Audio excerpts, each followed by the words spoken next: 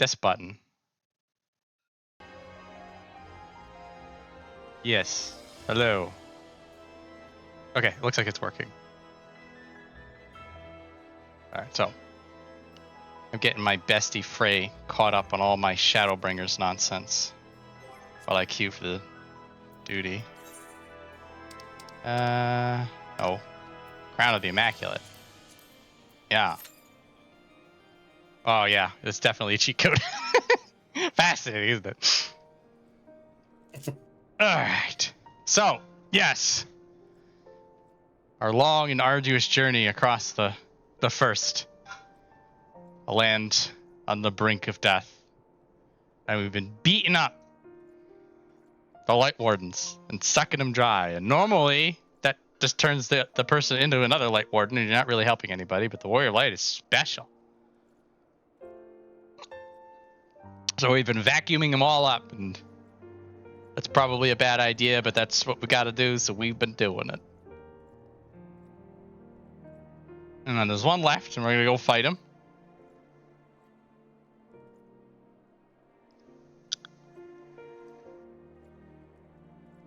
I remember this fight. All I'm remembering are the extreme mechanics. like the big ass circles that you gotta get knocked around in. There's the big. Oh no, there's the cool looking spinning AOE. There's the hilarious tank can actually run faster than Vauthry in phase 1, and just have him waddle at you menacingly. There we go. Ah! Oh my god.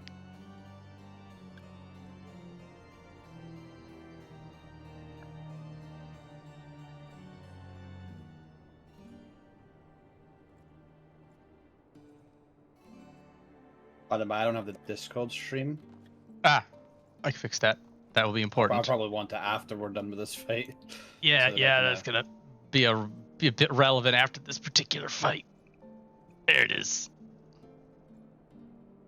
All right.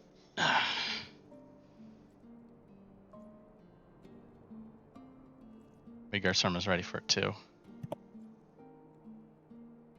Frey is very quietly ready.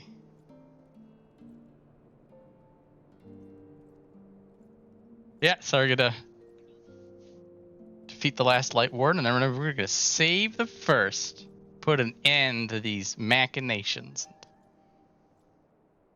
Be good.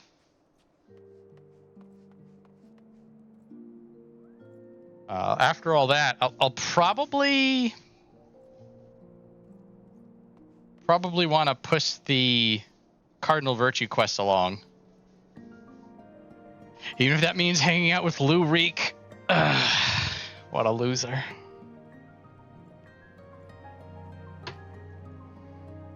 Unfortunate that it is the least awesome of all of the freaking Cardinal Virtue quests. Oh, there it is.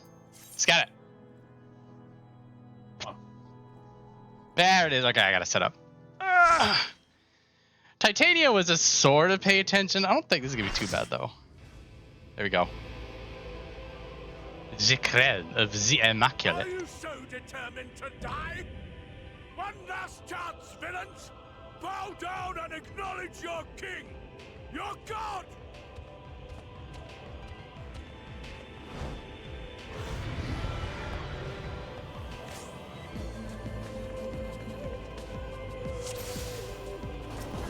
Oh, we going. And my camera is zoomed in. There, fix that.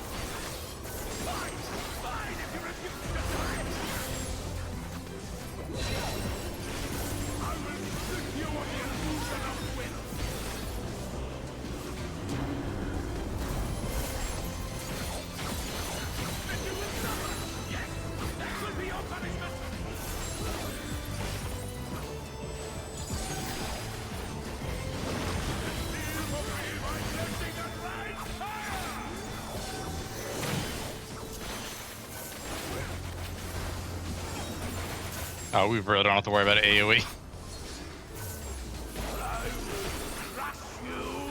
Oh, max melee range! Oh, feels good.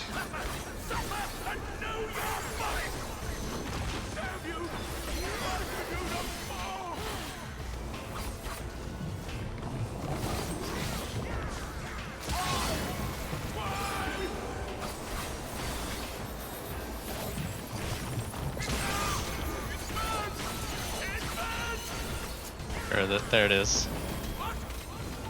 What is this?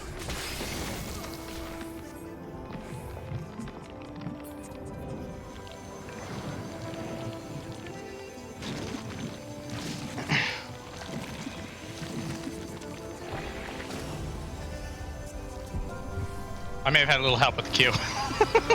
Yeah. Wow.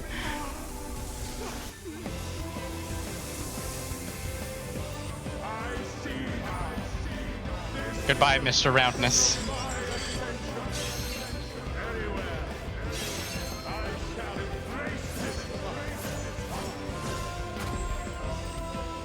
I'll miss you, Vauthry. The music was perfectly in sync with that entire scene playing. Oh, there it is. There it is.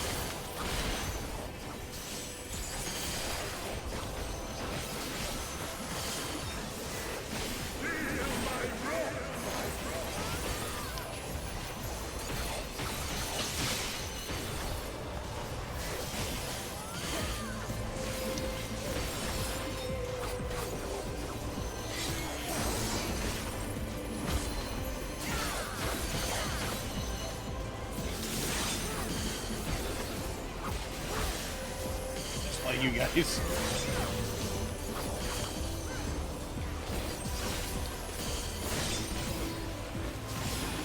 %100% uptime. I see the code.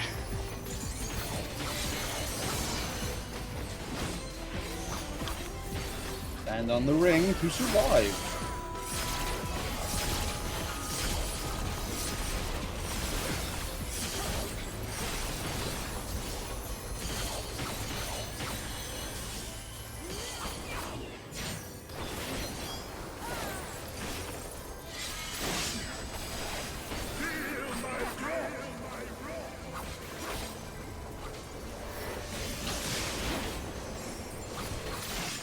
Oh, they all dodged it. I thought for a minute that everybody was just running back in and they were going to forget what was going to happen, but they know better. They know better. We got a good group here.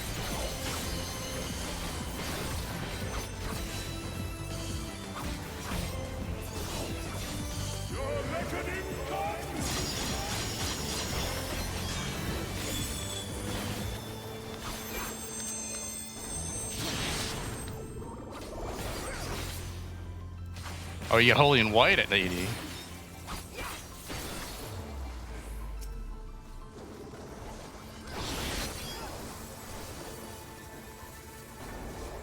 I'm not gonna get up. I'm just gonna hit this one when it comes up.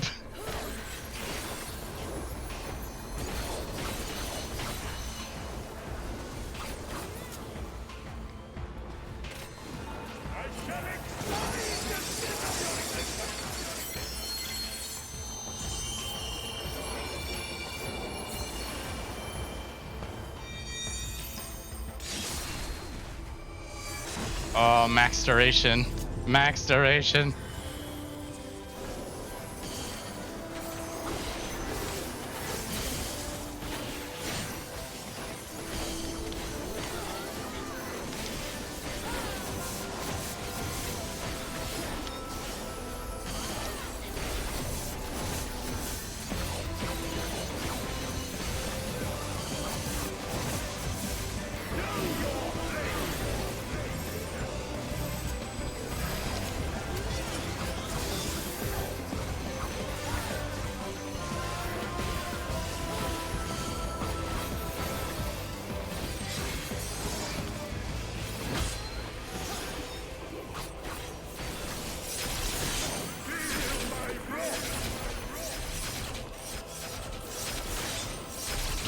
No, fine. Max range! Alright, fine. No being cheeky. Oh my god.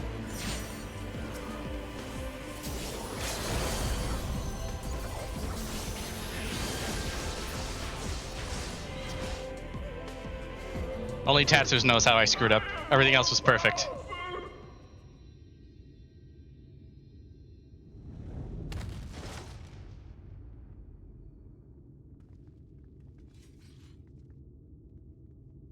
What a good fight. It's fun. It's good. Solid trial.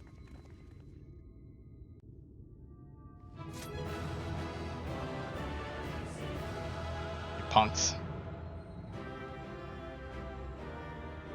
Finally, I'll let you... What do you got to say? What do you got to say? No? Nothing? Ah, they're a little not talky. Not that talky today. An award for the swift first-time completion of duty objectives. All right, everybody, buckle in. Oh, wrong word. Strap in. Buck your pants. All right, what do people have to say? He's bonked. Boring. Looks like we missed it all yet again. Secured an escape route. Dramatic transformation. The results of the Sin Eater within emerging to claim dominance, I assume. Is that Vauthry? Oh, yeah. He's no longer around. Now Night will turn all of Norvant, bringing salvation of both of our two worlds. Oh, Ichichu does have a longer range in melee. Which I was able to cheat so well. Interesting. Upon speaking the range, several cutscenes will play in sequence. It is recommended that you set aside sufficient time to view these scenes in their entirety. Should you leave the area, you may return here by speaking with the sentry. I have put aside sufficient time to view these cutscenes in their entirety.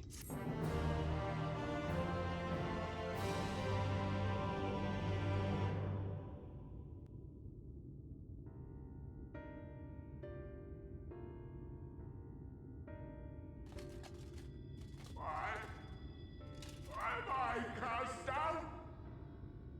But it is you who are the villains. Father told me that I am hope. I am righteousness. That I am a god. That is why I was born as man and sin eater both. I kept the people safe. They respected me.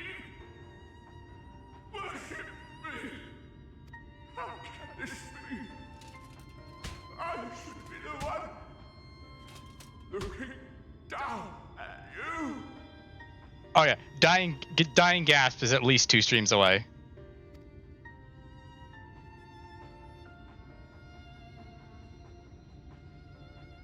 Got a lot to cover before then.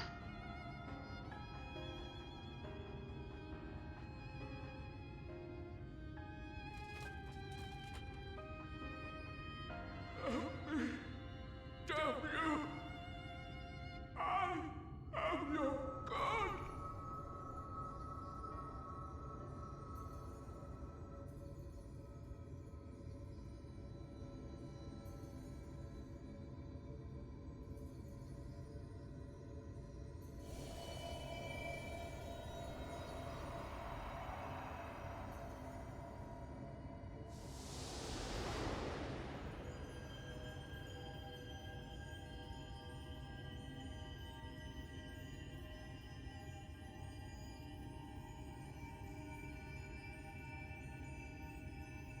For God, you sure are angel-shaped. Oh yeah, for Dying Gasp, anybody who wants in, I'll let in. That's one of the good ones.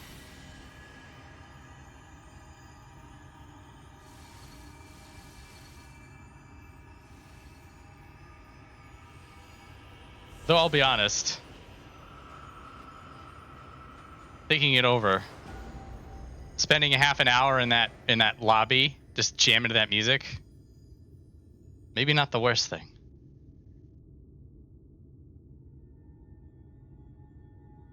Look, the sky.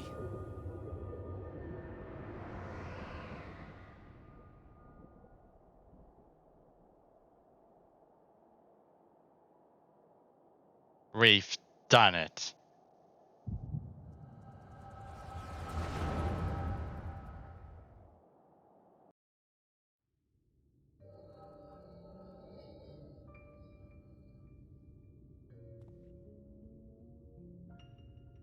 Fools!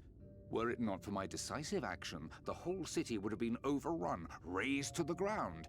Yet they dare to complain about casualties? Spare me. I'll wager they were put up to it by those wretches who seek to usurp me. They're stirring up the citizenry.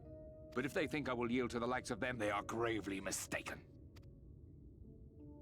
To be subjected to such deplorable treatment, such ingratitude. You have my sympathies, sir. You do so much good for this city, and you could do so much more were you not surrounded by fools.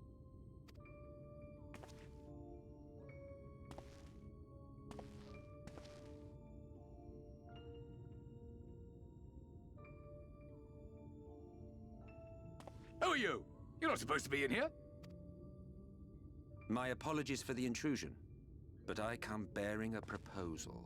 One that will ensure the longevity of your reign.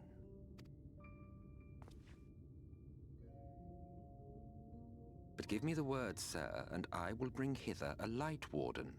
By giving its power to the babe within your lady wife's womb, we shall create a transcendent being. A king to rule over all. And as sire to the king, your authority will never again be in question.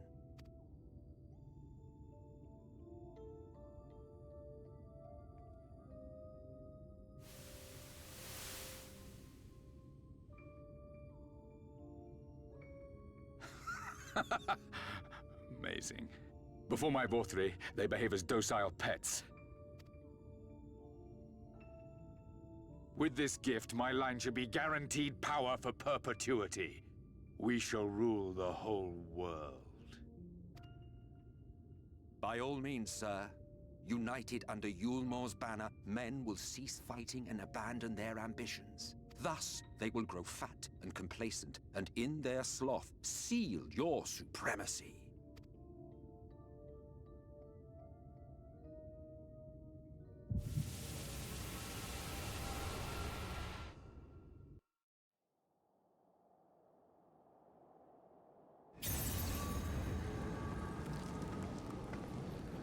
Uh-oh. Are you all right? Say something. Asking the Warrior of Light to say something. What a line. Yeah. 12 for Fend. She cannot contain the light. She's beginning to turn. Urianger, if you've aught up your sleeve, now is the time. Pat in the back, she just needs a big burp.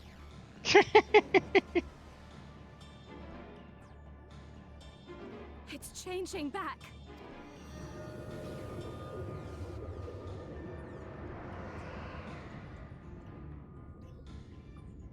The light calls backsies.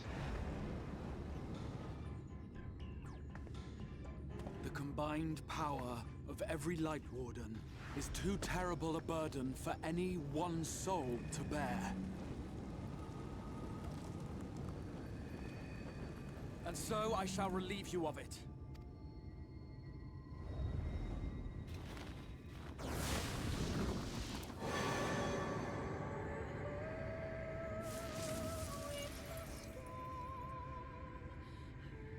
Exarch, what are you doing?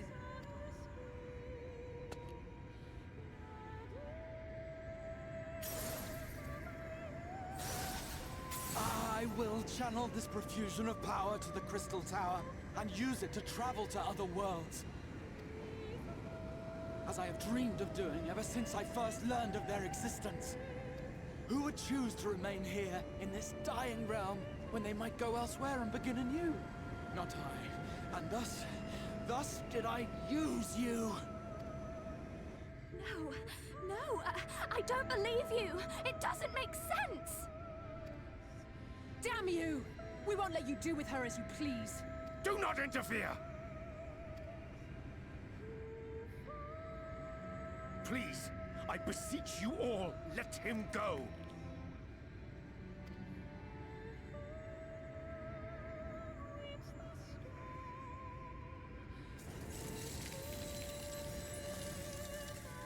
You knew of this, Urianger.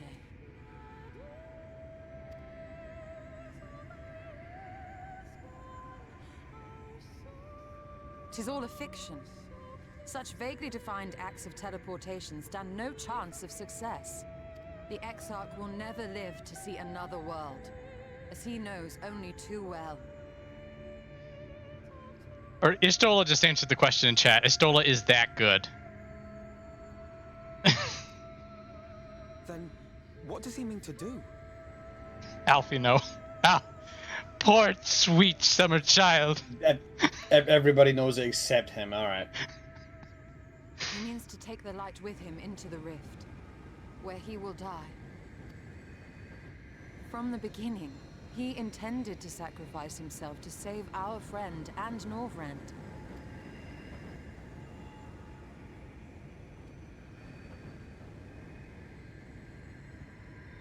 At journey's end, an opportunistic thief makes off with the hero's prize. A paltry way to end a chapter, I concede. Yet your tale will continue, and my role in it will scarcely be remembered.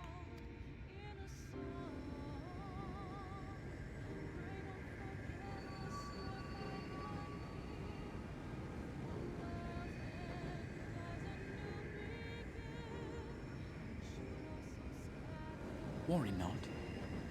Whatever should become of me, I will be happy and free, safe in the knowledge that I have played my part.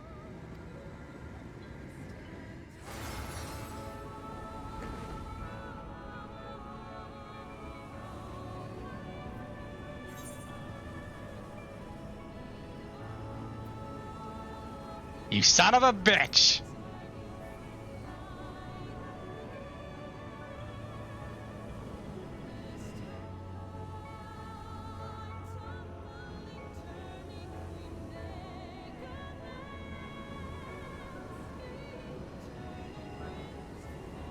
Thank you for fighting for this world, for believing. Fare you well, my friend, my inspiration.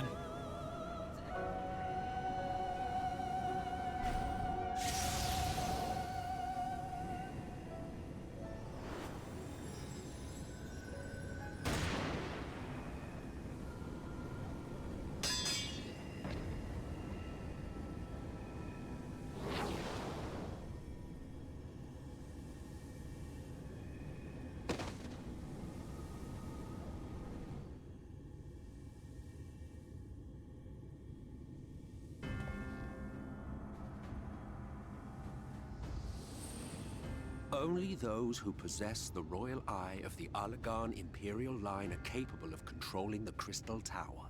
Such individuals do not exist in the First. Therefore, in all likelihood, the Exarch arrived here with the tower. This much I had surmised, yet I could not discern his grand scheme.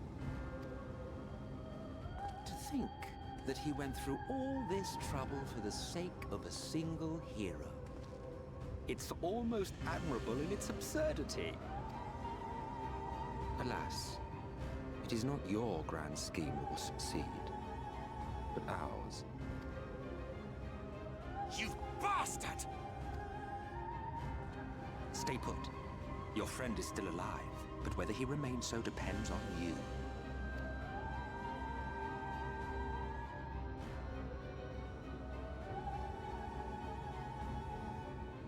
What a disappointment you turned out to be. I placed my faith in you, led myself believe that you could contain the light. But look at you now. halfway to becoming a monster. You are unworthy of my patronage.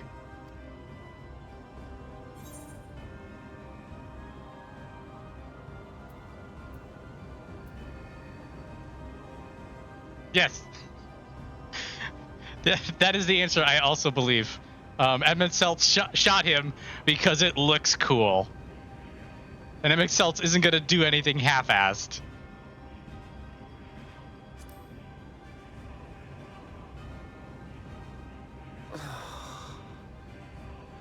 I am an Ascian. My heart's sole desire is to usher in the great rejoining. 100 years ago, I entrusted my comrade Logriff with the task of increasing light's sway over this world.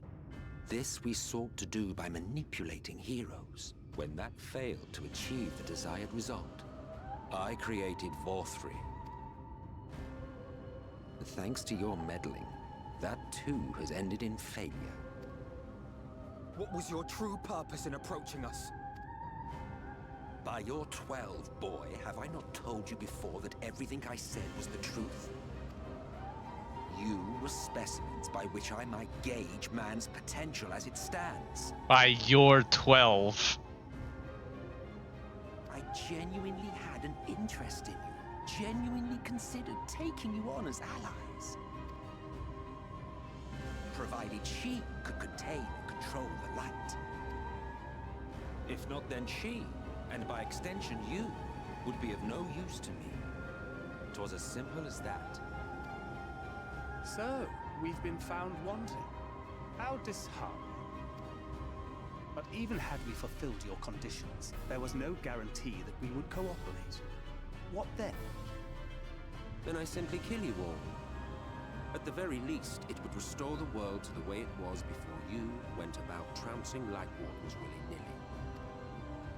Suffice it to say, it would be most inconvenient to have all that light taken away. And I would be lying if I were to claim his actions didn't have me worried.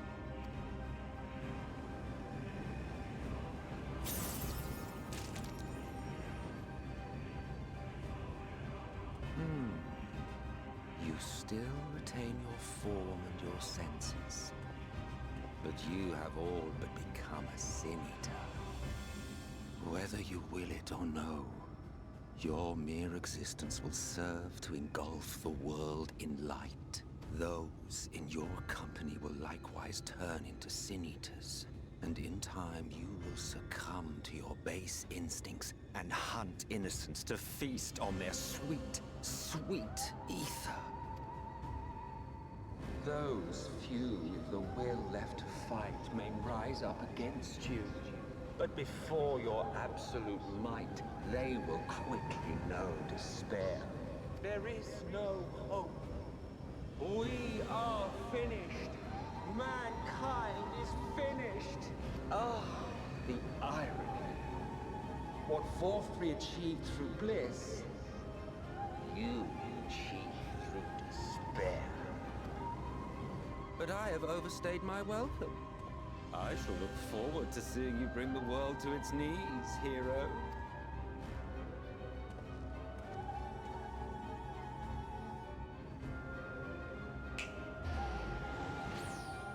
Exarch!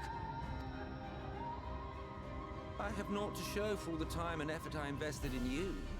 He is a small token for my troubles. I did not expect that I could learn aught from man, but I may yet learn something from all the knowledge he had hoarded for his precious hero.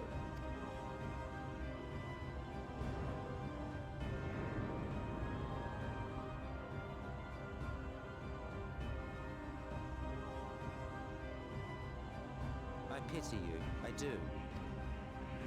Your friends are now your foes. If you do not kill them, they will kill you.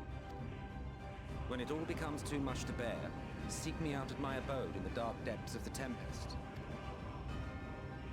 There, you may complete your descent into madness with some dignity, far from prying eyes.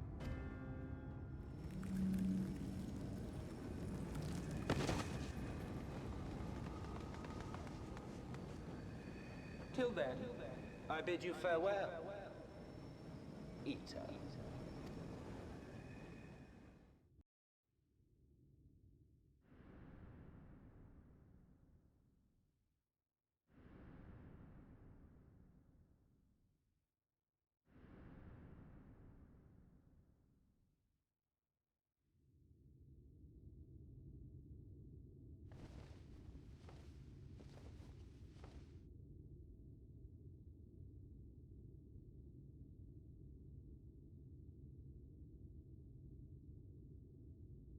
Ah, finally.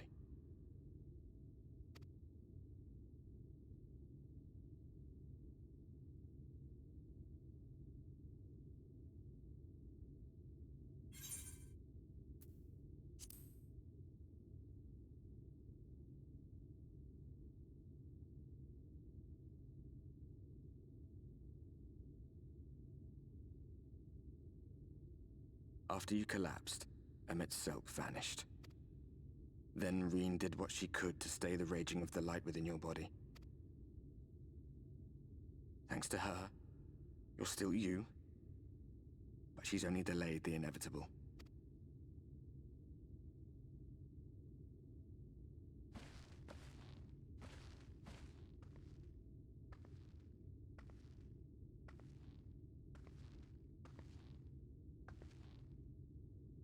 You're not going to like what you see, but you still need to see it.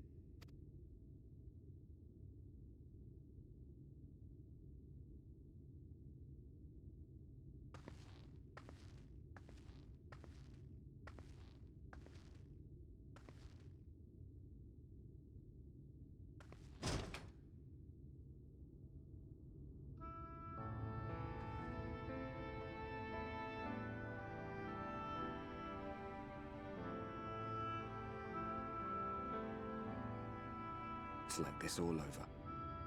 The whole of Norvrat is shrouded in light again. And it's because of you, and the power you absorbed from the Wardens. No one knows but your friends. When they carried you down from the mountain, they told everyone waiting below that they didn't understand why the light had returned. And now they're out there trying to allay the people's fears, while searching for a way to save you.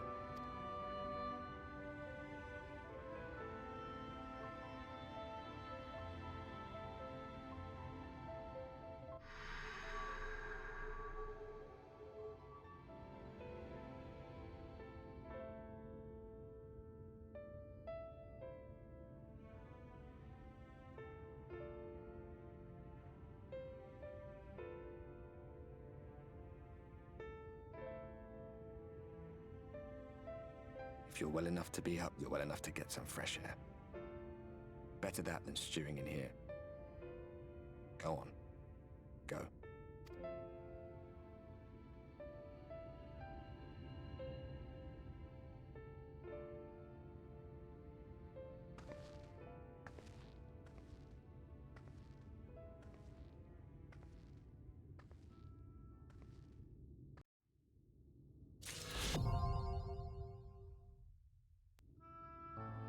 Hey, you got the Ithacan complete. Free bird!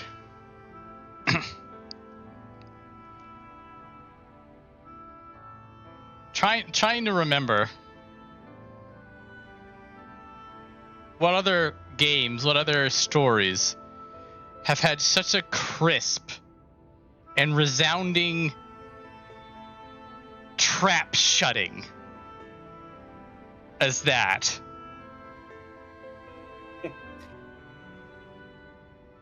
Because this whole time, you're with Emet-Selch.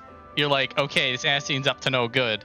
But he's playing this whole, I'm going to try being your friends. Oh, learn about me, learn about the world. You're like, maybe something's going on here. And you're like, maybe I'll get a winning hand and we'll undo his schemes.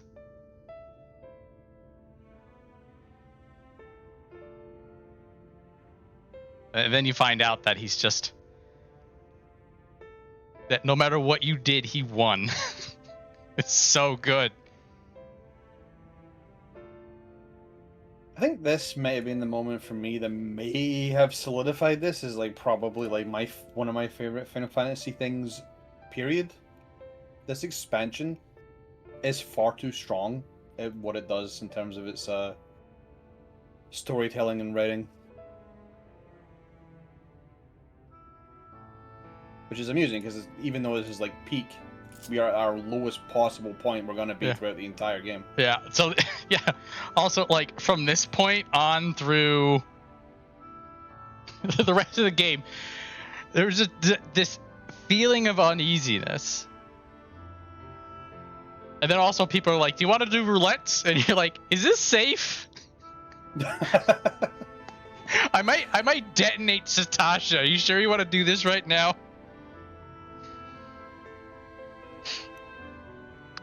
But yeah, it's you're in a position, and this is why Heaven's Word is so good, because you have a thematically similar point. Fair price to pay for detonating Satasha. Valid. But there was a moment like this at Heaven's Word where you're like, I don't know what the right answer is. Like, it's like a Final Fantasy game. You're gonna, in the back of your mind, you're like, there's not gonna be permadeath in an MMO. Like, they'll figure something out, but you don't know what they're gonna figure out, and you don't know what that's gonna cost you. It's the way that they can build that moment. That is just so powerful. Also, just seeing the master at work. Till then, fare you well, eater. Oh my god.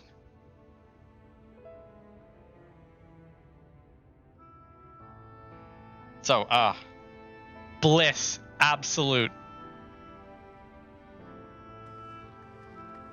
And it's the perfect timer, not timer, that you're like, you're stable, but you're stable for now. Don't get too comfortable. We're trying to figure things out. This is also a moment. I'll be honest, I know you bring up roulettes, but I was genuinely so in the zone at this point that I refused to do anything else except continue. This had me so soaked into the fucking lore that I was like, no, I'm finishing this out now. This is, yeah, I historically don't really try binging things, but when we get to the Tempest, when we get to Amarot, like, that was, for me, like, that was an entire Saturday. Like, I was just only going to do a few hours. I just played through the whole day. I was just so locked in. It's exceptional. Absolutely beautiful. Oh, man. Man, I could just call the stream right now. We'll play more. Just for a bit longer. We got a bit of a long road before we can get to the next thing. Yeah.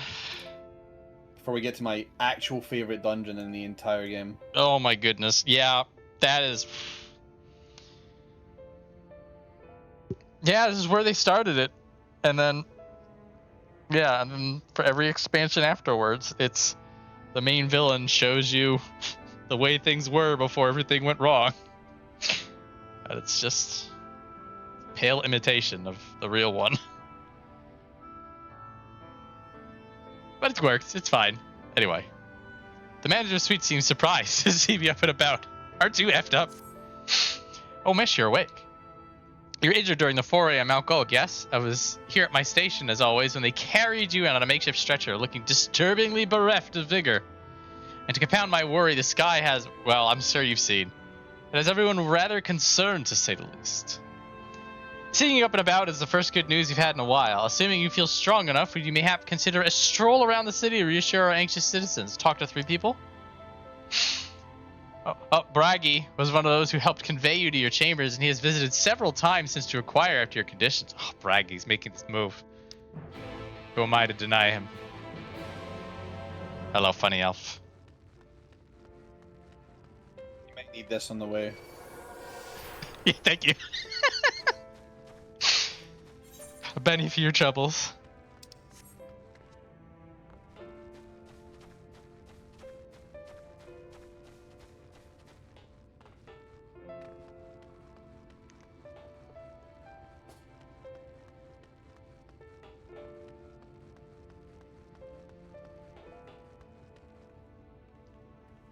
The benediction Can you is imagine?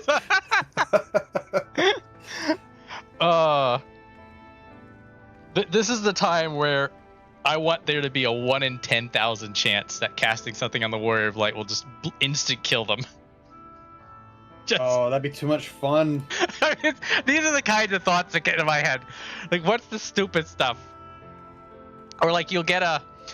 They did this in WoW actually. During when they were doing all the madness stuff at the end of Battle for Azeroth. That you would get bonus stats on some gear, but then you would have like a madness build up gates, and the idea is that you're balancing the gear, like the power from the gear, with the madness stuff, and some of the madness stuff is just like delusional and loss of control and stuff like that, and so like you would do it to yourself though, but it'd be great. It'd be great, like, you know, once every 10 minutes or so, you just like run in a straight line and lose control of your character while you crack. Stuff like that would be good. Oh, Mega Sister's nice. Shadow Derpy, don't be cheeky. Well, look who's back from the dead. It was a grim sight. Your companions looked fair ready to drop when they brought you in, so I offered a helping hand. Couldn't bear to see them struggle so.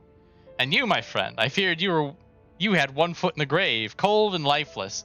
You were like a corpse that was somehow still breathing. And they told me some evil bastard went and snatched our poor Exarch away in the midst of the chaos.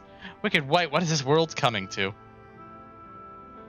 But mourning never solved a thing, did it? Nay, it's times like these that we Crystarium folks stand tall and do what needs to be done.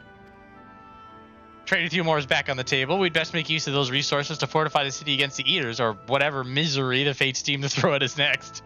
Speaking of misery, Chesamil was worried sick about you. A healer wringing your hands is not a sight you ever wish to see, let me tell you. Alright, so we are talking to 3 people, but we're talking to 3 important NPCs. That's valid.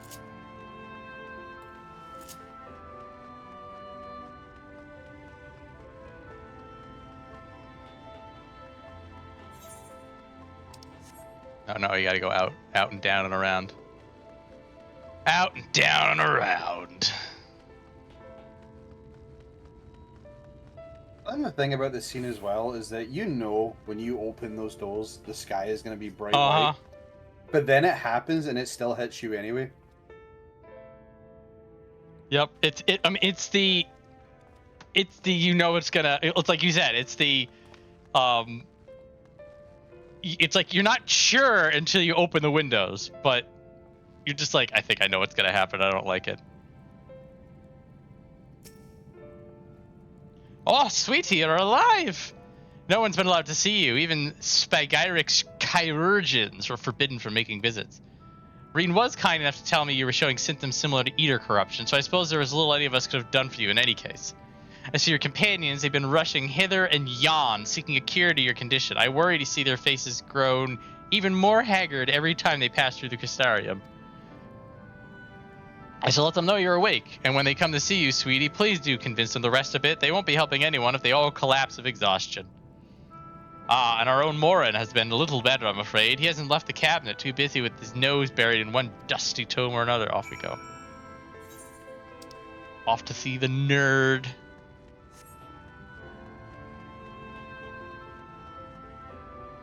Oh, this one's faster.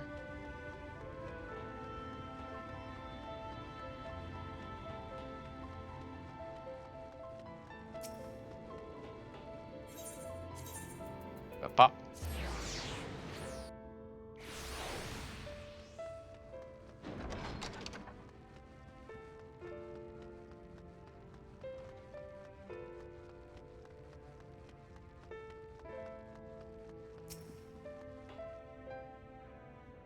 Found it. This says the same thing as the last. Mayhap I approach the problem from a different perspective. Viola, it is truly you, and not some figment of my imagination. Oh, but it is wonderful. To seem our prayers have been answered. Feeling otherwise helpless, I've been scouring our shelves for the wisdom to explain this most worrisome conundrum. Why, with all the Light Wardens defeated, has the light returned to obscure the sky? must have poured over 100 tomes, but no definitive conclusion seems forthcoming. So many questions I would pose to the Exarch, and thus do I feel his absence all the more keenly. Now that you're awake, however, I am hopeful the search for our stolen steward might begin in earnest. I should have said search for our stolen steward might start. That's fine. Can't all be alliteration fans, I suppose. Oh, Catalyst leaves the crystalline mean in preparation for battle, but against what foe we are uncertain. Why not pay her visit? Okay, we gotta literally go to all the NPCs and say hi. That's fire. I accept this fate.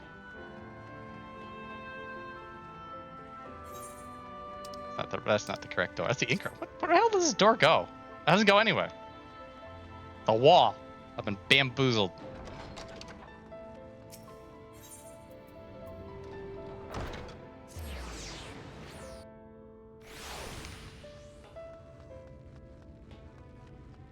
I'm gonna.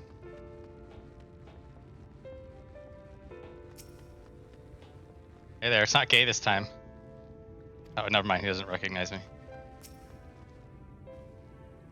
Viola, alive and well, I see. You gave us all a proper fright, you know that. Not a day's gone by that I haven't heard folk worrying what's become of you or the Exarch. Anyway, I'm glad you recovered enough to stand. You're not planning on striking out straight away, though, are you? I was hoping to have a better look at your equipment. We've been able to provide you with better weapons or sturdier helms, and maybe you would have won the day and the Exarch would still be here. As such, we're keeping busy consulting each other on new forging techniques and designs and the like. If you could stand still a moment, I'd like to assess the gear we're trying to improve. Oh, somebody's taking my measurements.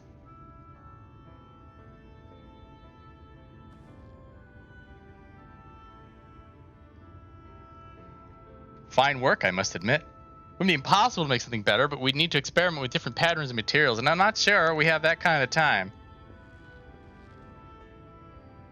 Sounds like a challenge that he would enjoy. Up from the cups. It's the barkeep. Greetings, Glynard. The master of the stairs is running his own errands now, is he? Well, my servers are distraught enough as it is, and I don't want to crack the whip too hard. But never mind that. I'm thinking our absent genius and his epiphanies are the perfect answer to this predicament of yours. And by genius, you mean old Grenolt. He is a man of unrivaled gifts. I won't argue with you there. What good does his talent do us if we can't bloody find him? No one's seen hide nor hair of Grenolt since he wandered off some years ago. You know what he's like once he latches onto an idea. He's probably cloistered himself in some forgotten cave, completely absorbed in his latest creation. I wouldn't even know where to start looking. That does make things difficult. Still, if that eccentric is someone you're destined to meet, I wager he'll show up soon enough. In my time at the bar, many's a tale I've heard of strangely fated encounters, even if a few of them might be stretching the truth just a bit. We'll keep our noses to the grindstone for the time being, but on the off chance you do encounter Grenolt, you'll be wise to take advantage of his brilliance rather than wait on our slow and steady progress. Yeah, it's a bit of blatant planting, but it's fine. This is all talk when you're fully recovered, of course. I'll let you get back to convalescing, eh? Is Grenolt the first time we see somebody who is a reflection, per se, of somebody from the source? I'm trying to think if we had run into somebody like that already. Well, besides Ardbert, but you know what I mean. Can't say I personally remember. Yeah, I have to dig into the memory banks. Yeah, like it would be. Like, I think Grenolt is the first time that, like, it's legitimate. Here's a person that exists in two places at once. I'm trying to think.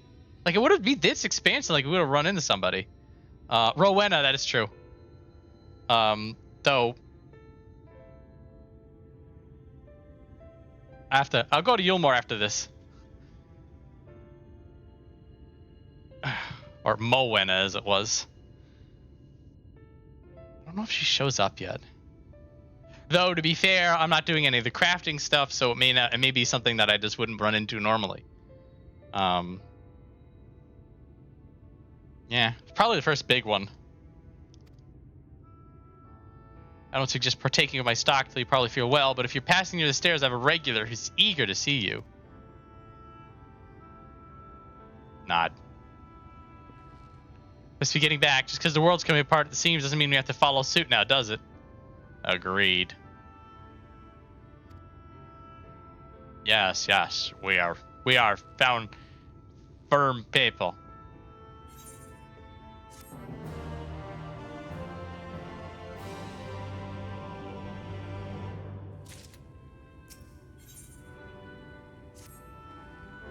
Are you alright? I think a return to your sickbed might be in order. You might consider resting a while atop the watchtower next to the rookery. Standable sky doesn't make for a soothing scenery, but the Exarch often like to stand there and feel the wind upon his face.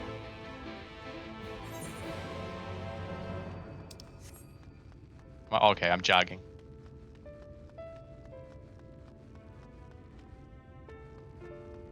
Jog, jog, jog. Is that building? Oh, come on, come on. Come on over. Come on over. Let's look at the job board together. What's over here on the nuts board? And the reward's not bad either. Hey, sorry.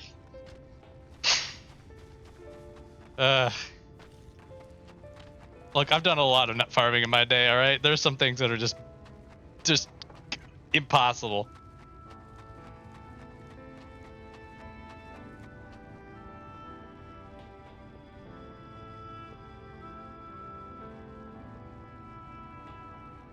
Upsy daisy.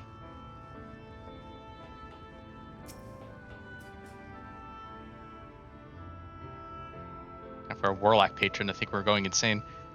I think that's what the seat is.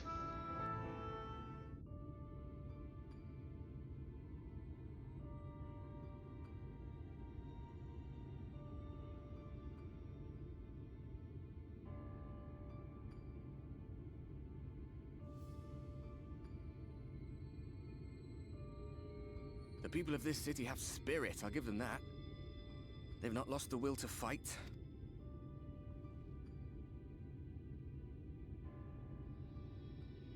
I can imagine how torn you must feel, looking at that sky, knowing what it means to everyone, and that you're responsible.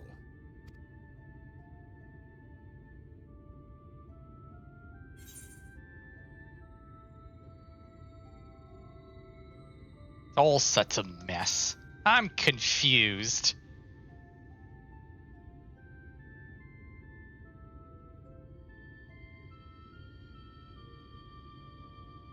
Aye. An all too familiar one. Here you stand alone, expecting no one else to bear the burden for you.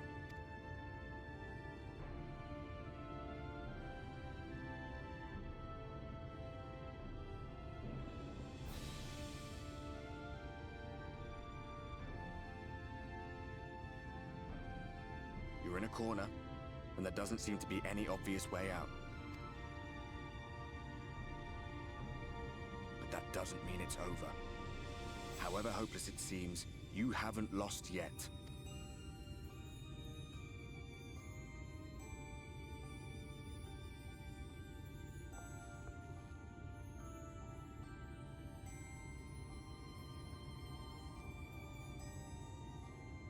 I remember looking up at the sky like this before.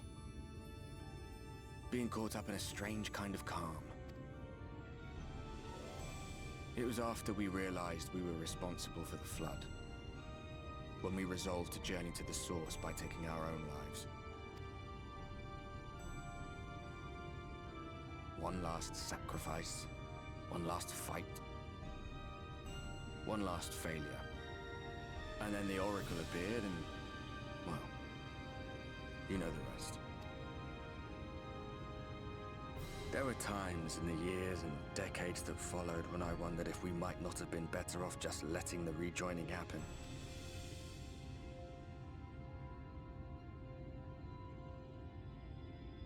That we'd made one last mistake. But seeing that giant Talos stir to life cured me of any doubts I still had.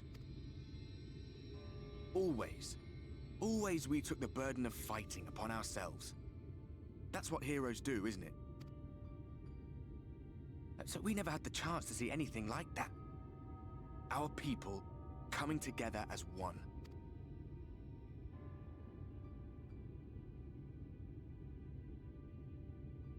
To think that their hope still burned so bright.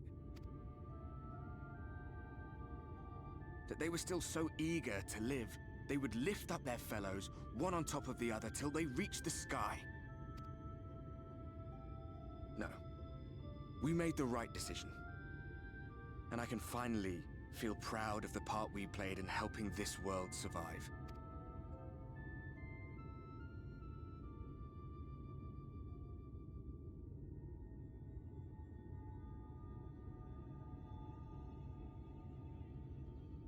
Fist bump! Well, come on then.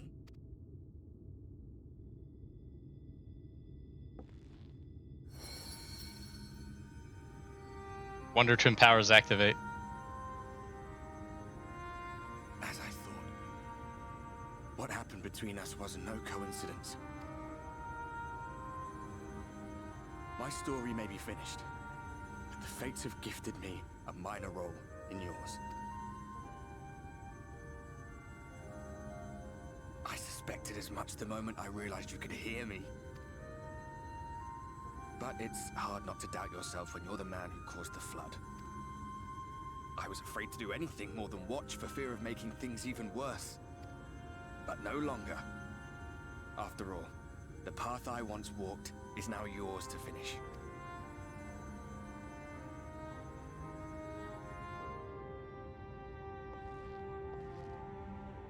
For what it's worth, I cast my lot with yours. We got Ardbert. Yeah! If you need a push, I'll be right there behind you. If you lose control, I'll do my best to stop you. So, let us be about it, hero.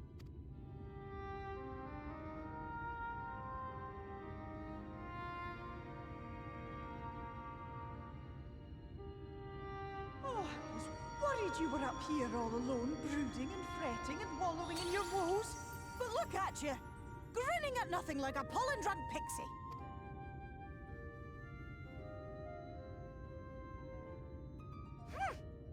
Look at what you've done to your ether. It's a mess. And you have cracks running all through that pretty soul of yours. It just hurts when Feo Ul says it. It just hurts you so deeply. Also, that is it. Well, when it comes to rejoining and soul power and stuff like that, doing that fist bump earlier in the story would probably have affected the ending. Or the fist bump to come later, but we'll get to that. My poor little sapling. Whatever am I to do with you?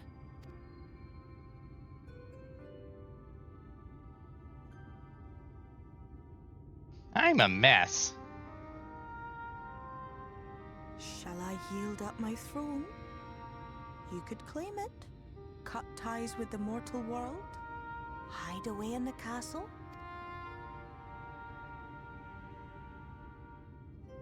It won't fix the problem, but would it really matter? If any pesky heroes come calling with steel and magic, all of Emet-Selch will rise up in your defense. My crown and scepter are yours, if you want them.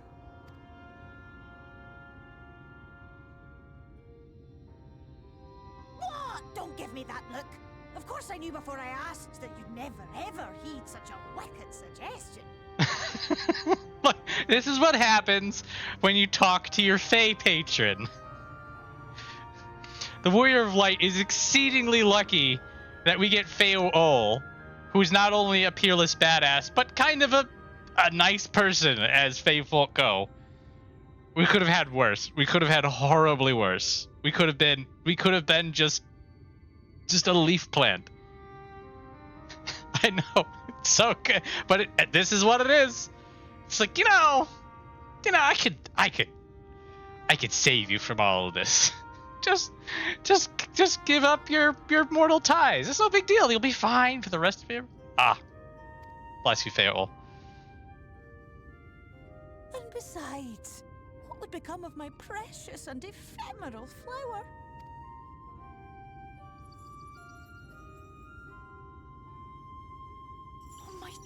Our beloved sapling. You are lost, confused, and have precious little time to gather your wits.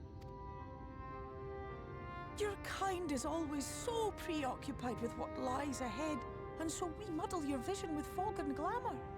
But such trickery is easy to see through. Stand very, very still. Think not of where you need to go, but where you are right now at this moment, at this time, in this place.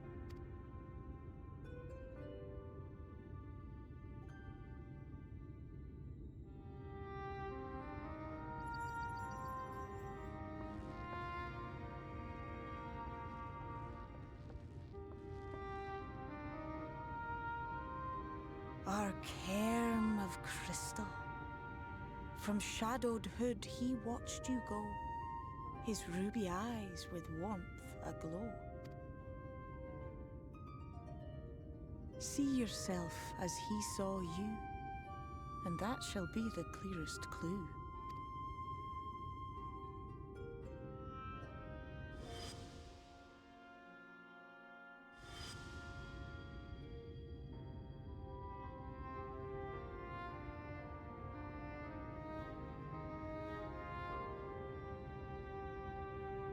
You stand in his garden, dear sapling.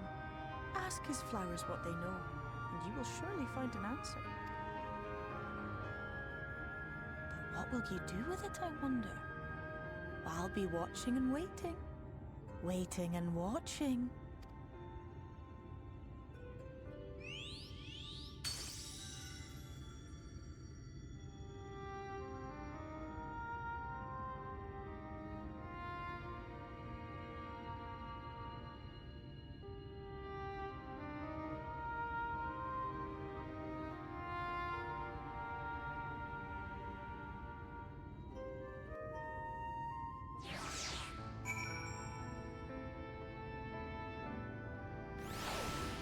Getting all the cutscenes today. I like rewatching this and then hearing the voice lines that crop up at the end of Endwalker. Yes.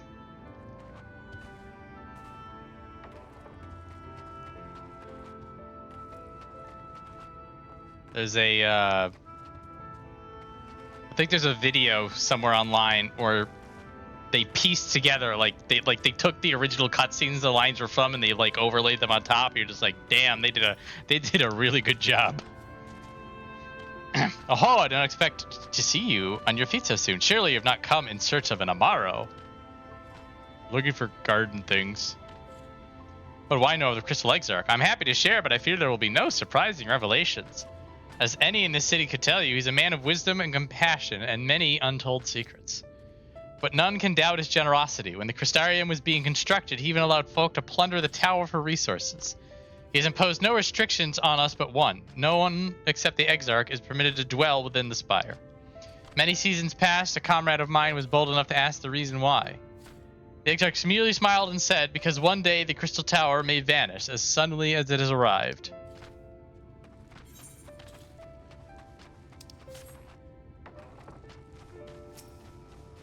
Oh, I'll not do that. I don't know. I'm not gonna do the bit twice in one stream. It's just lazy.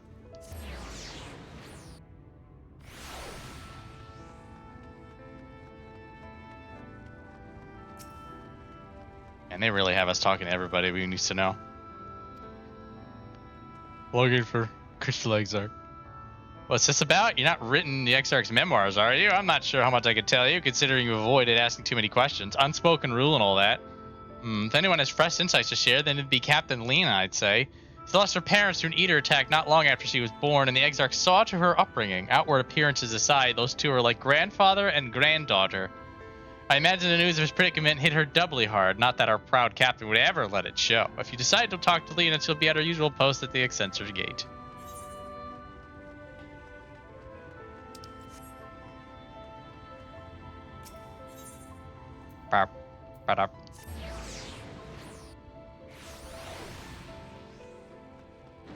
Make me go up the stairs again. Ugh. Stairs.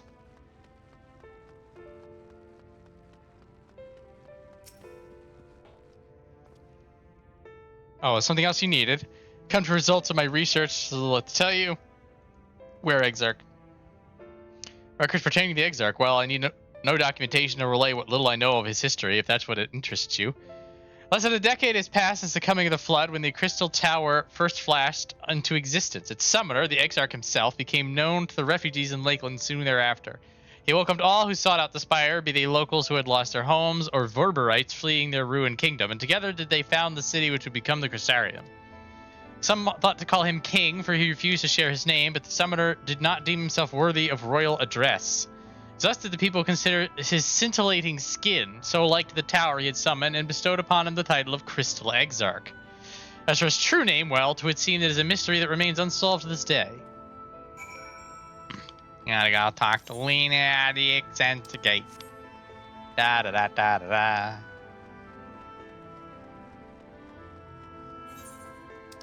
Outside the town, it sure is.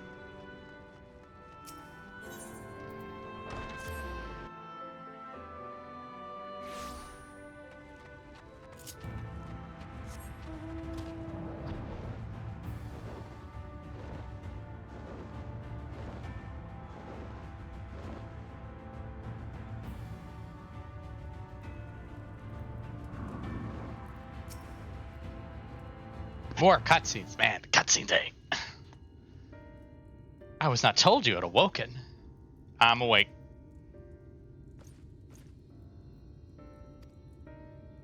He was taken by this rival of yours, was he not? Your companions mentioned they had an idea of where to find him. So I bristled when they asked for patience. I did not understand their hesitation until I saw that you had fallen. Only then did I realize I had no business rushing ahead. Even so, the delay has been no less agonizing. In the moments before he left to join you in Calucia, the Exarch entrusted me with a key.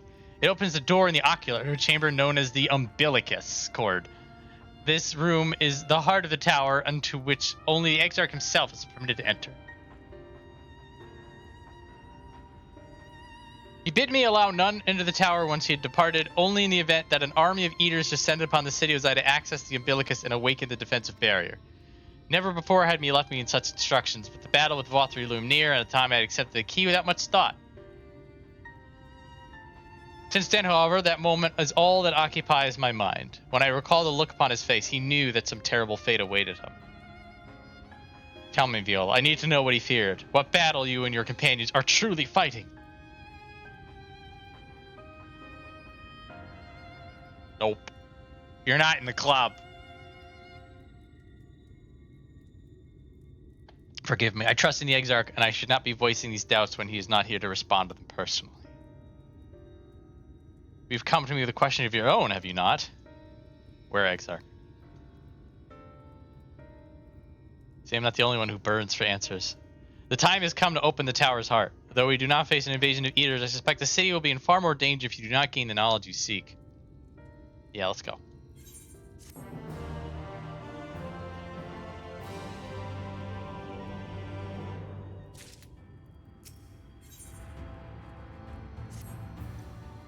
In the ocular, I'll unlock the door within.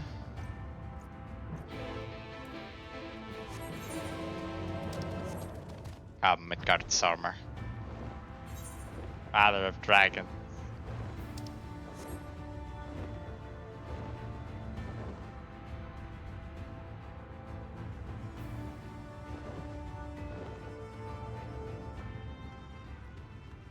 We're about to get there, man. Let it happen.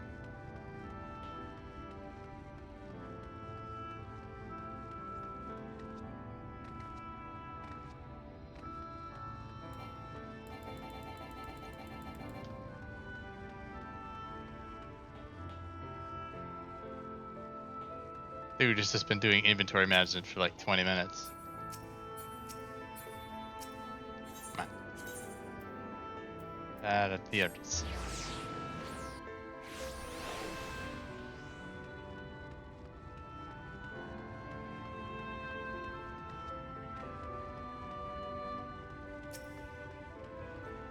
My man!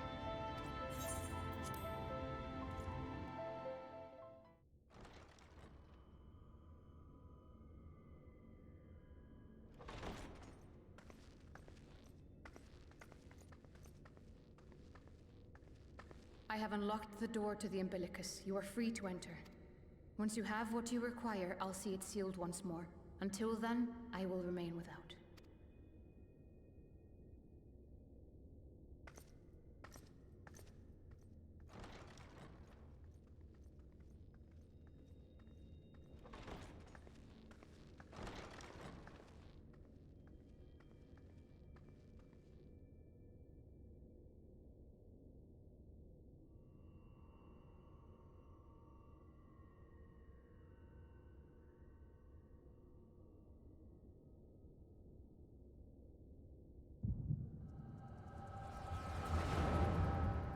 Slight headache.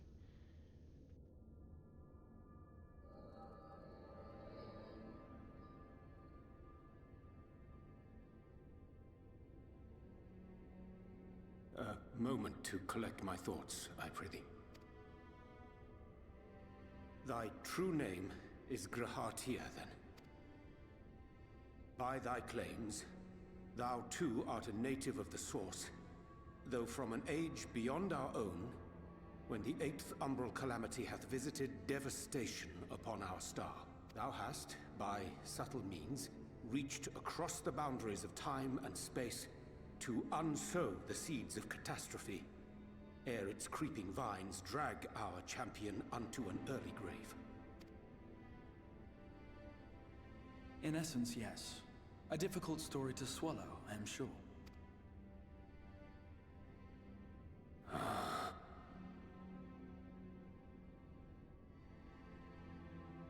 I doubt not the veracity of thy words, not the account of thy coming, nor that of the fated calamity. It's Tower's Soul is probably the most accurate answer for that. There's a bit of plot convenience on this flashback in that you do typically need to be experiencing someone else's memories while they're there. But the Crystal Tower being the Crystal Tower is, I'd say, at least enough of a hand wave to allow this narrative to continue. You'll probably reach a point in Endwalker where this may make a little more sense. Yet my mind straineth still to apprehend the enormity of this tale. Wouldst thou favor me with a gradual unfolding of its chapters? Certainly. But where to begin? I should start with those great minds who survived the calamity. Cid Garland being perhaps the greatest. In hopes of staying the unending tides of war, he and his fellows pursued all manner of possible solutions. One of these was rooted in a theory which unified several fundamental principles discovered over the course of the Warrior of Light's adventures. It proposed a method by which one could enter the River of Time, traverse the rift, and leap between... Is that an emote for yapping? Oh, bark. That's a good bark emote. So the short answer is the Crystal Tower's soul is at least enough of a hand wave for it. It would be more accurate to the way that Echoes work that one of them needed to be in this room, but considering what the Crystal Tower is and who the Crystal Exarch is, this memory being triggered without the Crystal Exarch or Urianger being here is not unprecedented.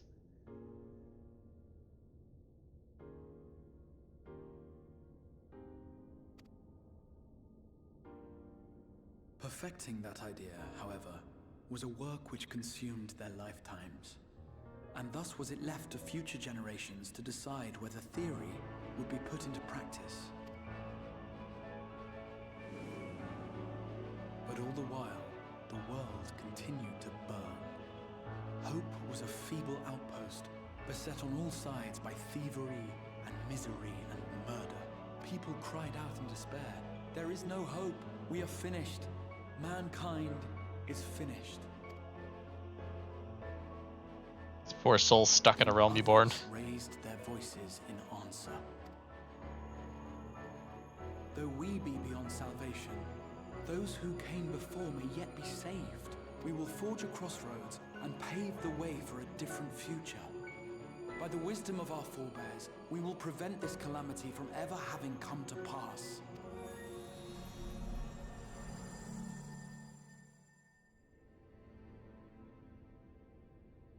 The fighting went on unabated, but some few took up Cid's research and labored to realize those impossible ideas. After 2 centuries of labor, their descendants finally succeeded in awakening the Crystal Tower, an integral part of the process, and, in doing so, roused its caretaker, me.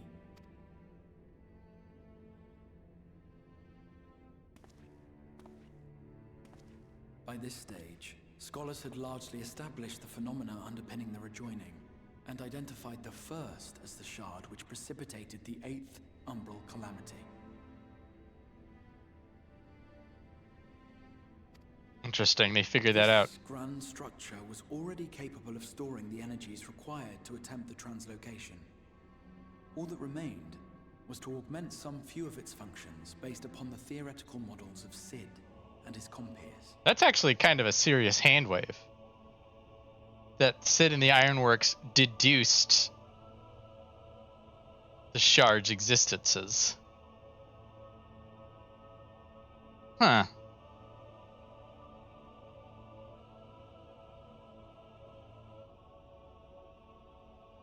Perhaps it was more of an abstract finding.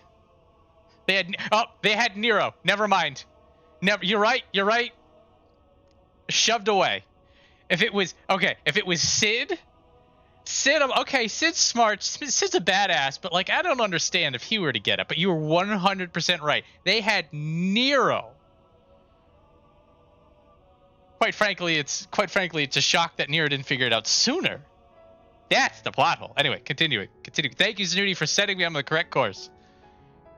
And by means of such technologies didst thou effect thine arrival in the first, to an age before this star had joined with the source.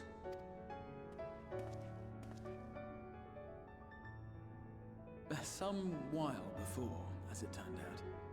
'Tis all but impossible to predict how time will flow between one world and the next, and we missed our mark by almost an entire century. We don't...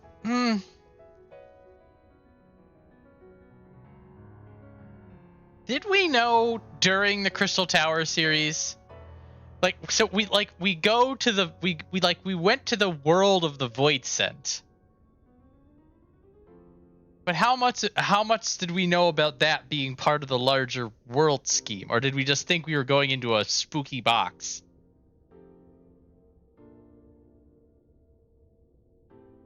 I'll have to watch my own VODs for that one.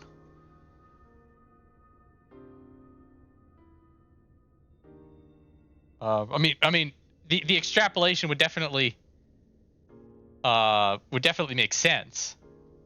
Specifically for Nero, and Nero just being one of the coolest people in existence. Of course he's gonna figure it out. Yeah.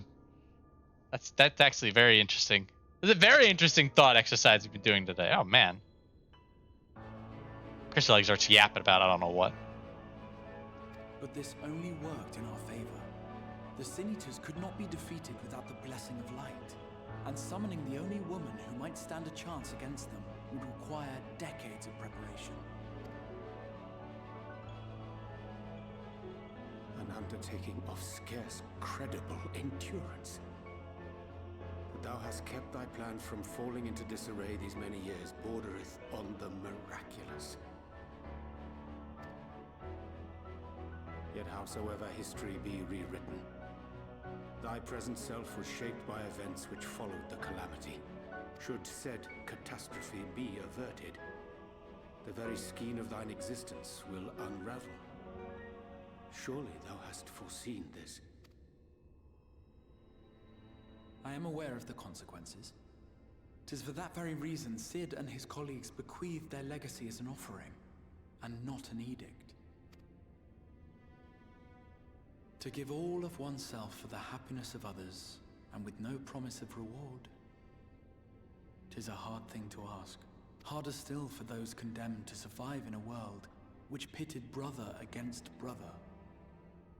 Indeed, you are right to call the execution of this plan miraculous, though the force which held it together was nothing so inexplicable. It was her. The warrior of light has been our unbroken thread.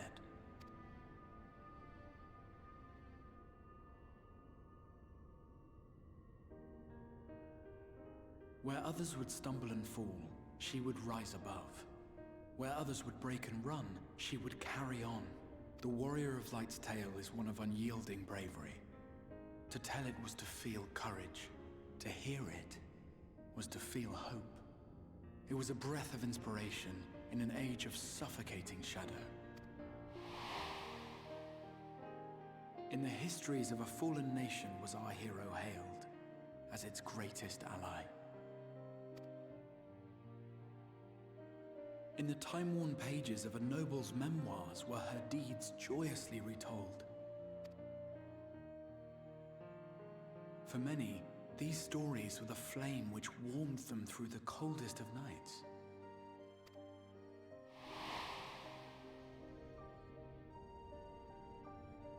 And so it should come as little surprise that the plan found no shortage of volunteers, concerning as it did the Warrior of Light herself. It was their chance to add their own verse to the hero's saga. She was the lodestar that brought them all together, to send their final message back through time and space to her.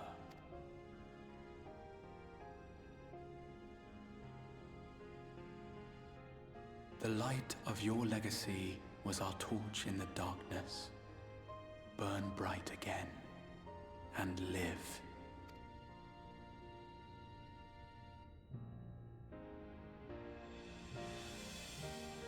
I am merely the bearer of that wish, come to ensure it is safely delivered.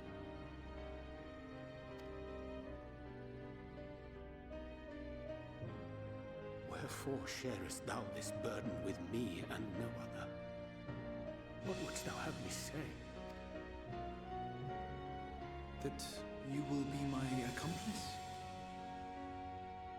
'Twas you yourself who convinced me of your suitability when you spoke of how you learned of the Flood and of your part in arranging Minfilia's journey to the First. Your actions showed uncommon resolve. 'Twas clear you were committed to the cause of saving this world. I knew I could trust you to choose the right path forward, even if that choice came with a heavy price.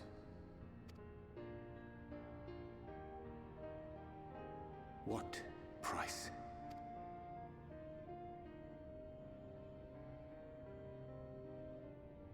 When all is said and done, and the last of the Light Wardens lies slain, I will absorb their corrupted ether, and then I will die.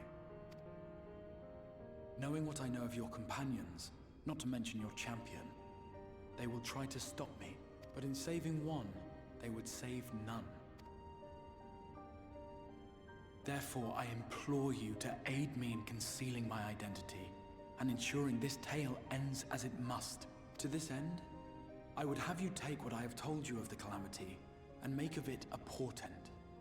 A prophetic vision you beheld in the swirling chaos of the Rift. Is this truly thy wish?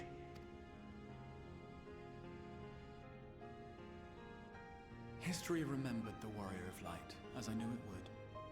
And I will suffer no other to rescue the champion whose star has charted my course.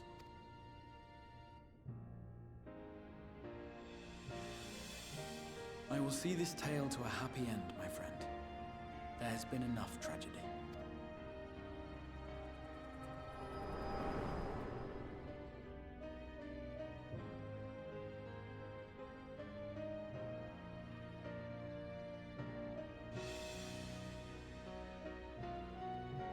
Walker reference. Careful now. If you lose control again, the light could claim you for good, although it's probably only a matter of time before you succumb to the change in any case.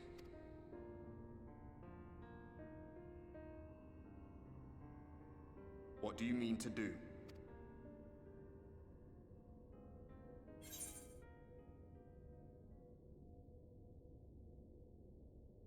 I mean to hunt down Emet-Selch.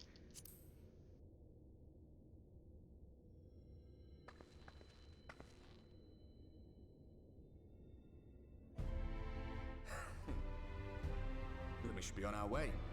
Dacian mentioned the Tempest, did he not? That's the stormy seas around Calusia to you. His lair must be down there somewhere, hidden beneath the waves.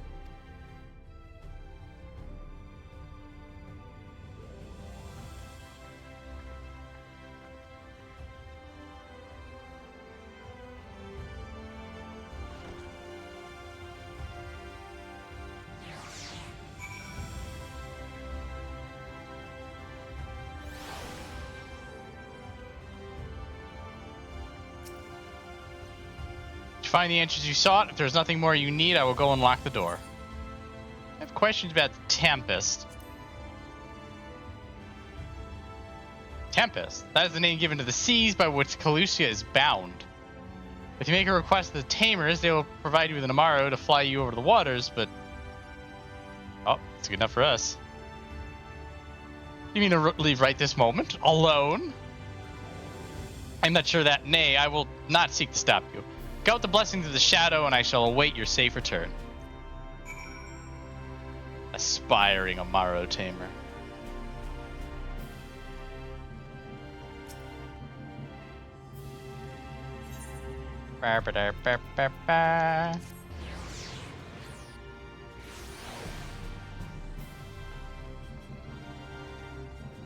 Let's fly.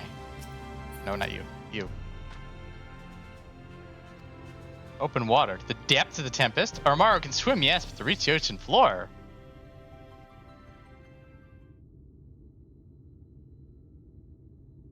Just tie a weight to my leg.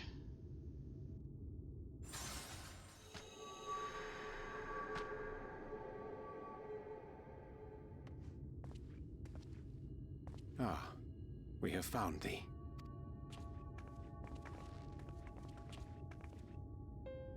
Word reached us of thy recovery, and thus did we gather with all haste.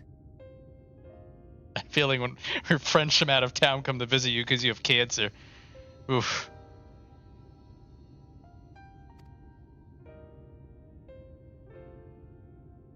Ah. By thy looks, I gather thou hast gleaned that which I came to tell thee. Urianger has shared everything with us. The Exarch's true identity and purpose.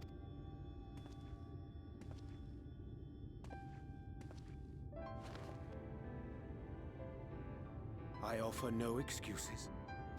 Hug it out, bro. When I agreed to aid the Exarch with his plans, 'twas in full acceptance of the condemnation I would face when my duplicity was laid bare. Hug it out, bro. It's good. It is not rancor, but resolve that I sense in thee.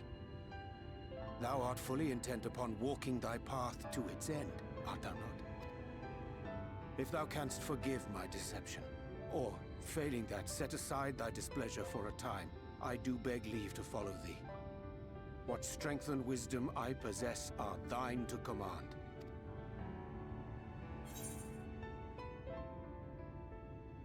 I forgive you. Let's go. It's not the asshole response, I know, but... I thank thee. Doubt not but that I will do all in my power to repay thy kindness and fulfill the Exarch's wishes. I'll be a bro to Urianger first. Sorry to disappoint you. Twitch chat. I'm sorry, but I don't think this is a good idea.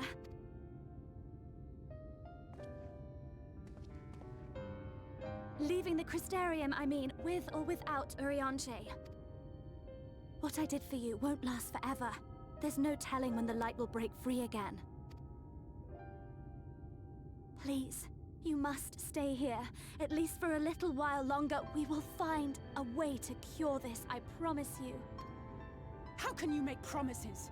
We don't even know where to start. Alisaie, please. You know Reen was only trying to help. Of course I know! I know only too well! Endwalker reference. Maybe they started here. But making promises you have no way of keeping is not a kindness. It's a lie. Plain and simple. Was the fist clench actually a Shadowbringers thing that just got carried through into Endwalker?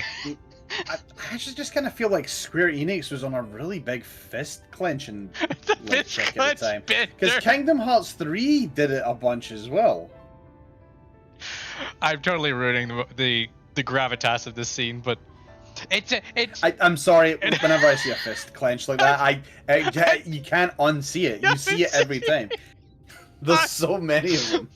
Well, it's that the Warrior of Light did it like 3 times in the last half hour. And then Alisaie does it now. I'm like, okay, hang on a minute. This is gonna be my Endwalker bit. It's too early. The timing's off. 100% still doing the bit, by the way.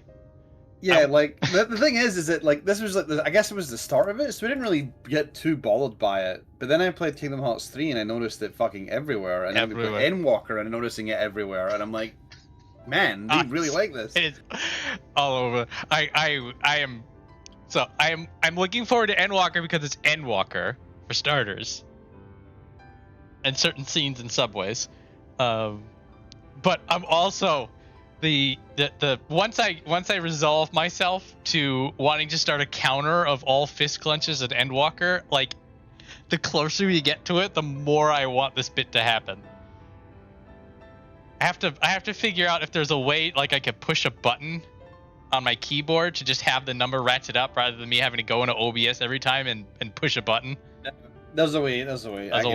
To set it up for you, because remember a while ago when I had the mad player counter when I was playing Overwatch? Yeah. You also had it's basically the same thing.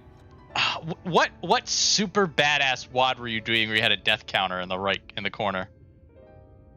Fucking hell, man. Good question. It wasn't the Event Horizon one. It was a different one that was like really, really hard, and like you were pretty responsive on that one. So it was a button. It was a bit. Okay, good. It may have been Sunder. I actually don't remember.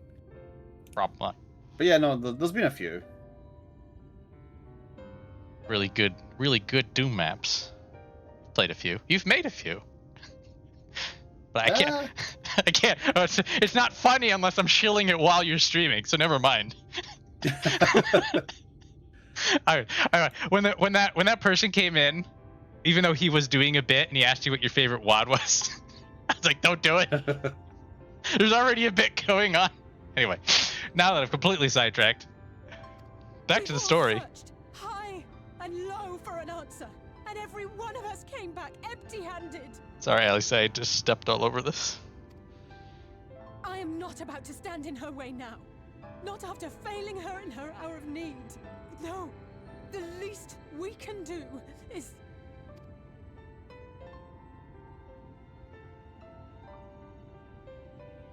This was years ago.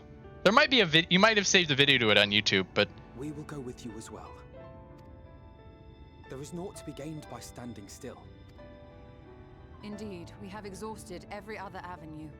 Lead and we shall follow. If there is any hope to be found, then we will surely find it at your side. Are we all in agreement then?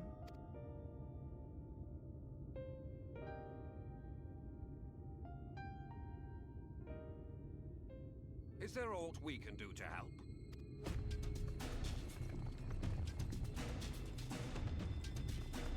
Though we may not know the whole story, we do know you're in for a fight. That's random ass Bastion wearing a monocle and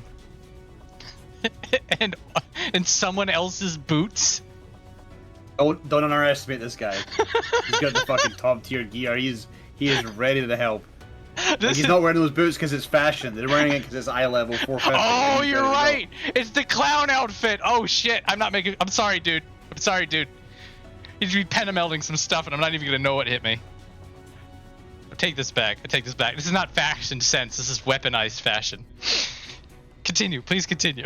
And while the Exarch's away, it falls to the rest of us to see the Warrior of Darkness is given a proper send-off. Are now our secret. No. Well, not in so many words. Aye, we didn't need it spelled out for us. When the night sky appeared over whichever place you went to, it was harder not to put two and two together. From the moment I heard that you and the Exarch shared the homeland, I had my suspicions. Long had he been waiting for a certain someone to arrive. And I knew at once that it must be you. Oh, he's got a Transylvanian accent. I got goosebumps, guys. Give me a minute. exactly. When he went up to meet you, it was clear it was no ordinary visitor. That spring in his step spoke volumes. I could feel his excitement. Eat him! That's right!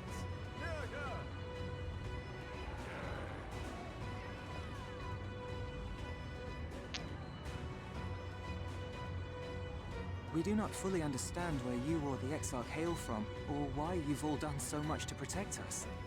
But we are deeply grateful nonetheless. So, if there is anything at all we might do to aid your journey, you need only name it. What would you have of us? First time Braggy talked, he sounded like a dude who was dying. And the second time he talks, he sounded sexy as hell. It threw me off. You might have invited them to join us, where there are not so many. But come, they are waiting. What is your will, O warrior of darkness? God damn it. Estola is just enjoying, just rolling with it.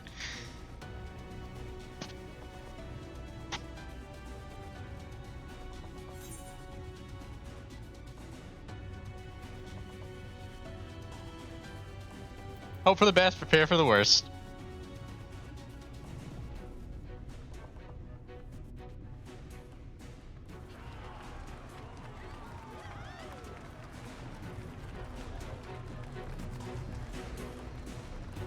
By the way, thinking about it, I think the map set was flotsam.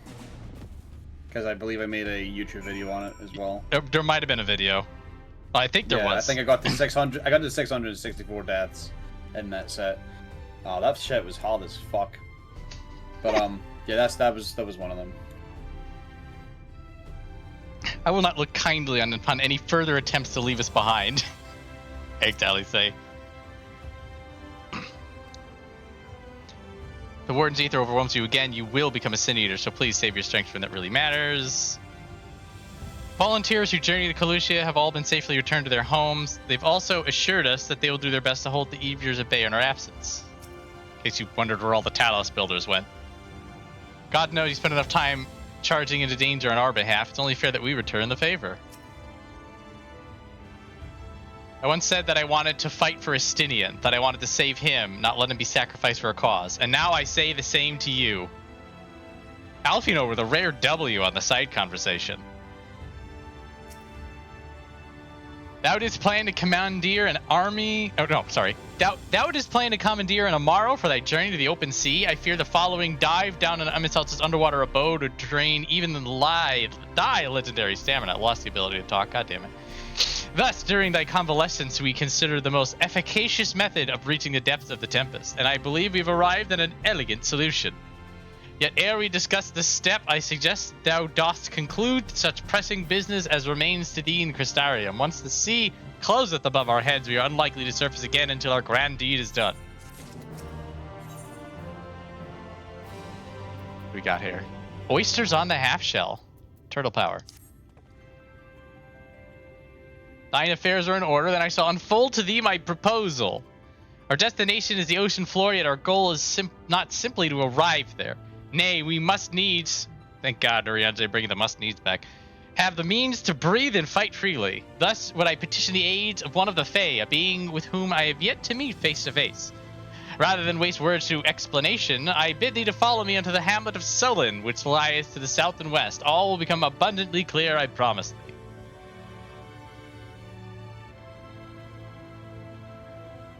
Alright, so, before we meet our new neighbor, let us wrap up Lue-Reeq's nonsense.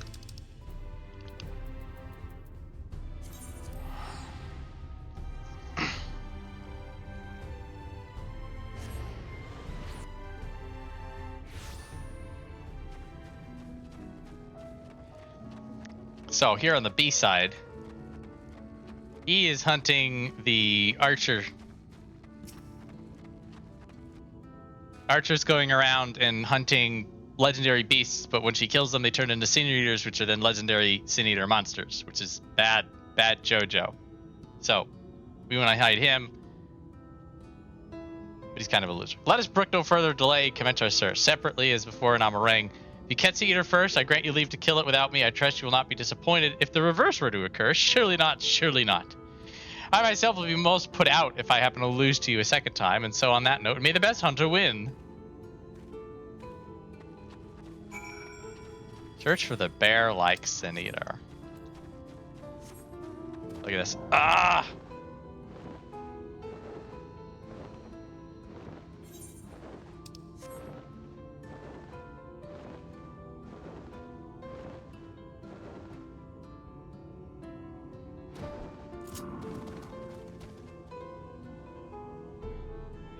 Hang on a minute, I need this.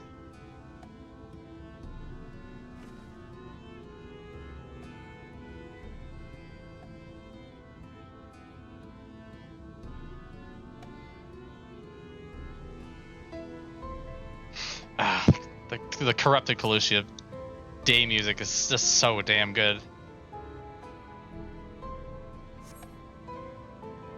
Oh, no bear!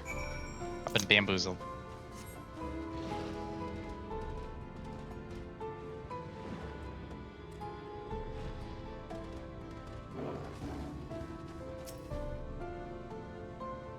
Don't do it, Island Rail. By looking far and wide, you failed to find any traces of the bear you seek. Perhaps Lue-Reeq was indeed the better hunter this day.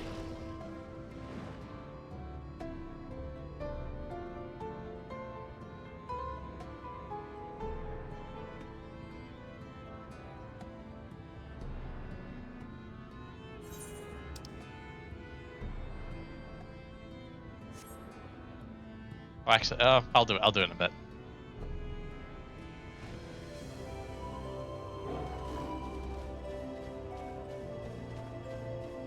Ah, we have friends.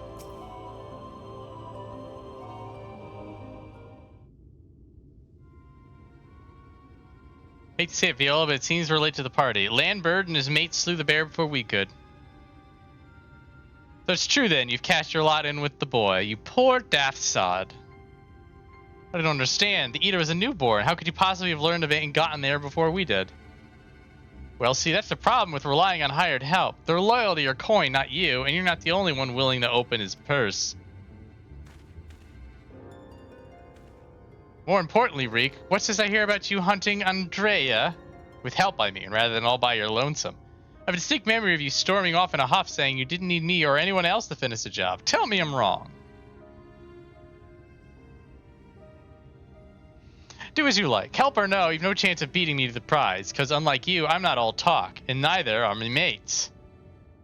Speaking of mates, how much did it cost you to buy your friendship? Do tell. That's a fun joke. Piss off, Ardbert. Why are you still here? You got your mark, didn't you? You should choose your friends more carefully, sinner. When it all goes wrong, don't say I didn't warn you. Got that Sky Pirate fending outfit that's really cool. He's got you beat on the glam department, Lue-Reeq. What are you going to do about this? Gotta get your glam game going.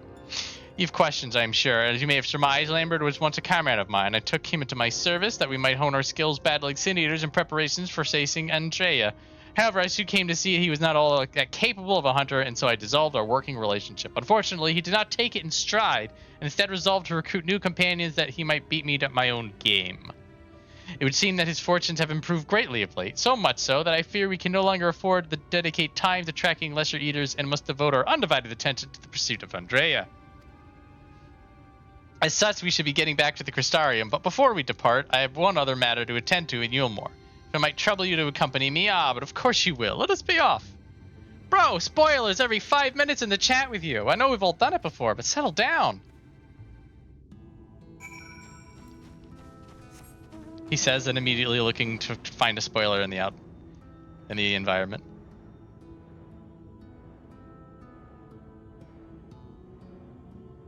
I am curious about this.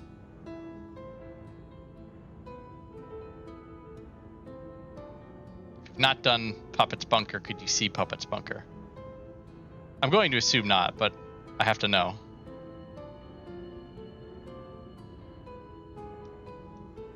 I mean, that definitely wasn't there beforehand. Na. Mount can fly no higher. I think the answer is no. Ooh, I discovered a new location. Yeah, it would be over here-ish.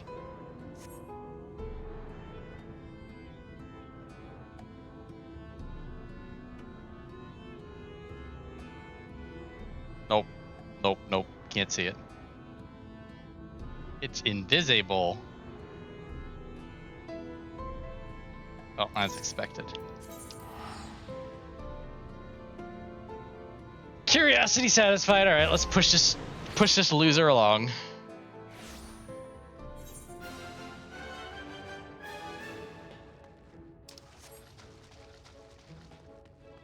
Oh, no, Moen's here. Ah, look at this. Okay. Knifing, you're right. Moen is the first time this happens.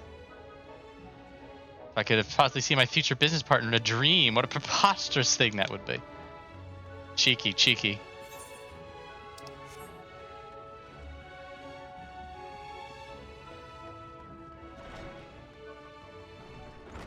Hello, Maynard. Stand right here.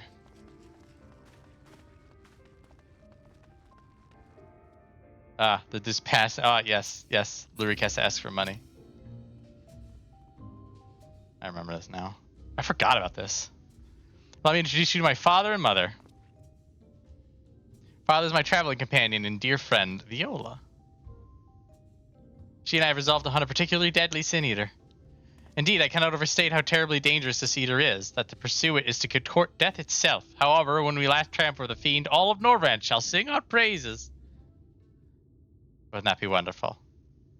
As long as you do not sully our good name, you're free to hunt whatever quarry you desire. I could do without all the petty details. Now then, how much do you require this time out with it? Oh, never mind. Just give the boy my coin purse, would you? I'm sure it will suffice for his trivial pursuits. That's why you're here, is it not? Another handout? Don't play coy. You've never been any good at it.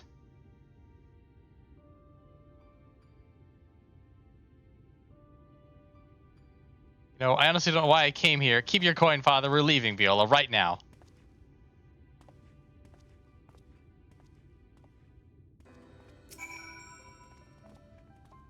Mr. Reek seems awfully upset.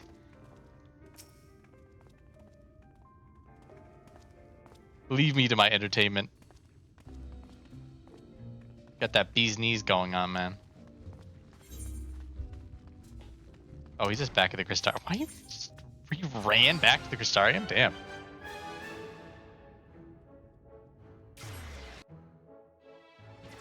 It's a run. Oh, no, actually it makes sense. Because you gotta go here.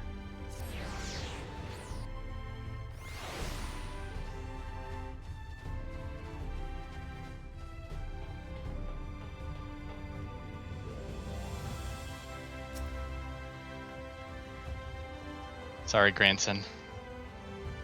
Forgive me, but I would forego the wine on this occasion. Father's lackluster reception has put me in rather dour spirits. As you may have gathered from our exchange, I'm a free citizen of Yulmore. Owing my parents' considerable wealth, I've enjoyed a relatively privileged upbringing. Privileged and unbearably boring, which is why I quit the city and resolved to become a bounty hunter. I am no fool, though. I am well aware of my fortunate circumstances, which is why I elected to conceal them from the people of the Crystarium. People are wont to jump to uncharitable conclusions. I feel as though you and I have established a rapport, though, and so I thought it best to bring you into my confidence. I pray you refrain from telling others. Now, since Ardbert has decided to turn this into a race, we have no choice but to oblige him and slay Andrea before he does. This calls for a veritable army of hired hands. Alas, in a fit of frustration, I refused Father's coin. Without additional resources, we have no choice but to conduct this search by ourselves. Moreover, I'm rather embarrassed to admit that I can pay you only a token sum at this time, but I trust it will not deter you from joining me anon. I don't know, I'll have to think on this.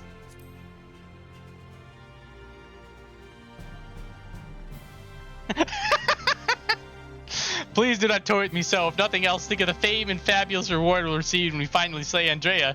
Surely that is the incentive enough for you to stay on the proverbial course.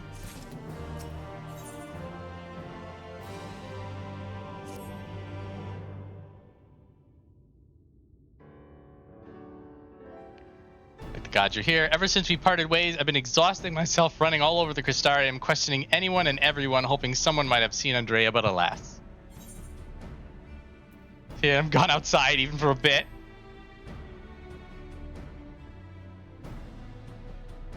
Well, of course, surely this is the limit of what a man with meager financial resources could accomplish. Absolute. But never mind all that, for it recently dawned on me that the vision you beheld of Renda-Rae's past can hold the clues for which we have been desperately searching. When you first described it to me, I felt as though I'd heard it before, and I had. My wet nurse had told me the exact same story when I was still a boy. It was a tale of a courageous hunter who, together with her comrades, embarked on a quest to slay a notorious mark, a great horned beast. They came upon their quarry in a desert, and there attempted to lay it low. Alas, the beast had a singular strength, and the hunter a fatal weakness. And so, in the ensuing struggle, her comrades were killed, leaving her, the sole survivor, to swear vengeance. Would you not agree that your vision is a perfect match for this tale? Yeah, sure. And there can be no doubt, Renda-Rae is the celebrated hunter, the hero I so admired in my childhood. After that tragic day, the hunter resolved not to rely upon others and instead slew the beast by herself. She somehow found a way to compensate for her weakness. Anyway, my recollection of the tale is likely riddled with errors. We should ask Miss Ulvara to recount it in full. She was a bounty hunter herself before she entered into our service, you know. Also, in light of all this, I should share with you an interesting theory containing all the virtues I've heard from a fellow hunter. Apparently, each appears to be driven by particular memories, moments that forever change each of these fallen heroes. Makes sense, doesn't it? Renda-Rae being a hunter of notorious marks in life and in death. I don't know why it never occurred to me before. But if it is indeed the reason for why she behaves as she does, then the more we learn about Renda-Rae's adventures, the better our chances of predicting when she'll turn up. All the more reason to go and see my former wet nurse, Miss Ulvara, lives in Gate Town on Kalusia. Let us be off then. Gate Town, that's a great place to be. Been eating any meal lately? No? Yeah, we're fine. It's fine. Everything's fine.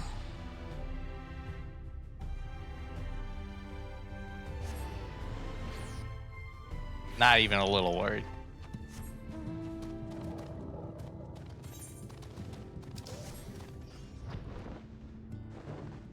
Well, I would assume in this case that she was hired as a wet nurse for Lue-Reeq, and then when Lue-Reeq no longer needed a wet nurse, that she was allowed to leave. But I suppose the distinct point in this, yes, she was fired. But the point of distinction here is that the artist that we met was fired for incompetence, and so they chucked him out because you suck, get out of here. But for her, like, she did her job correctly, and so she was still let go. But it was well, the job no longer exists, so it's not that you were incompetent, it's that we don't have any more work for you. And I think that's why she was more kindly allowed to just go back to Gate Town rather than chucked off a balcony. Or maybe she did get chucked off a balcony, but she just didn't give a damn because she's a badass.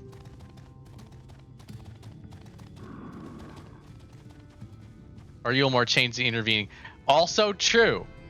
Maybe getting fired back in the day, they just let you out the door, and then Vauthry, bless his roundness, decided that it was inefficient to let people out the front door and more effective to chuck them off the ledge.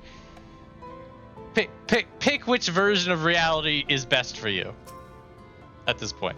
Unless they say something in the intervening cutscene that I've completely forgotten. There's Miss Ulvara, the wet nurse who raised me for practically the entirety of my childhood. She was bonded to my family and lived with us in the city at the time, but when I came of age, she was forced to leave. Going to such a strapping young man, but I can't imagine you came to Gate Town just to pay me a visit, my little Reek. Not in front of her, if you please, but to answer your question, we did in fact come to see you. There were stories you told me as a child of a courageous hunter. Was that hunter perhaps a warrior of light, Renda-Rae? All the reasons you could have. Aye, those stories were of Renda-Rae, the greatest bounty hunter of her day, and the legend so many aspired to become.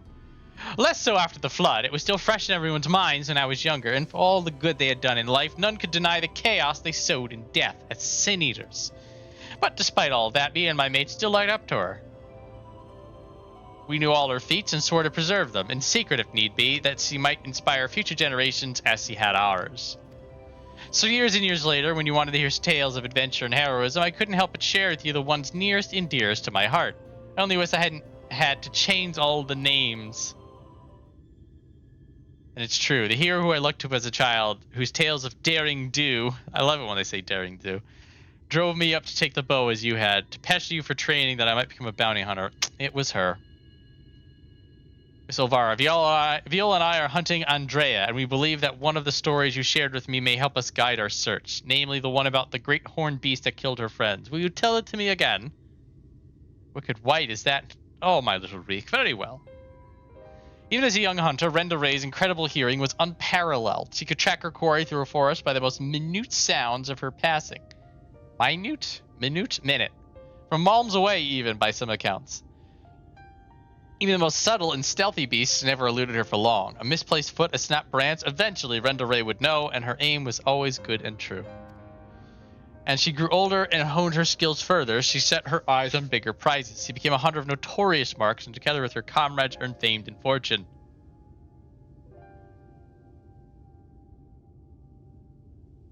As their reputation swelled, so too did their egos. Only the most dangerous game would suffice, and so they resolved to hunt the scourge of Norvrandt, the devourer of souls, Balamquitz. What Renda-Rae did not realize was that her greatest strength would prove her undoing, for when she faced Balamquitz, the beast roared with such force that it brought her to her knees. Helpless, she could only watch as it claimed the lives of her beloved comrades and fled.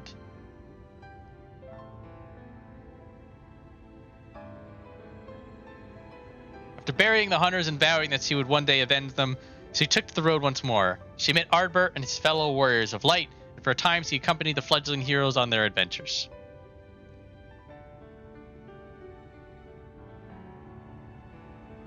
To them, she was a breath of fresh air, a vibrant young woman who savored every moment and found joy in the simple pleasures. They knew naught of her fallen friends or how their debts weighed heavily upon her still. That's a good group pick, actually. Of all 6 of them. I forgot that the healer was a dwarf. Oh, we need to recreate this. Probably could.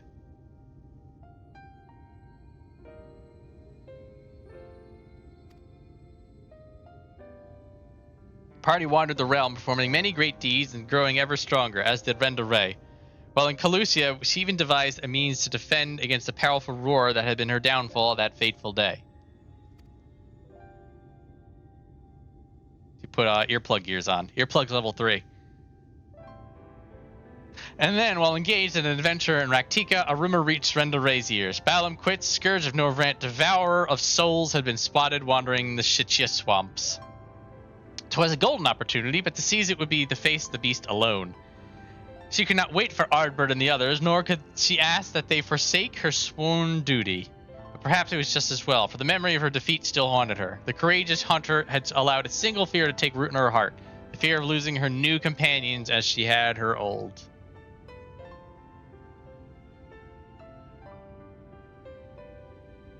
She doesn't have the cool hat yet.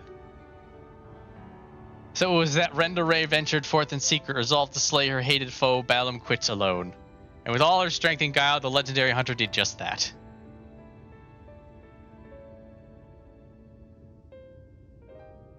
Vengeance claims he rejoined Ardbert and the others, and never spoke of the terrible battle twixt her and the dread beast. From that day forward, she was Renda-Rae, the warrior of light, and the deeds of her and her comrade would be celebrated forevermore.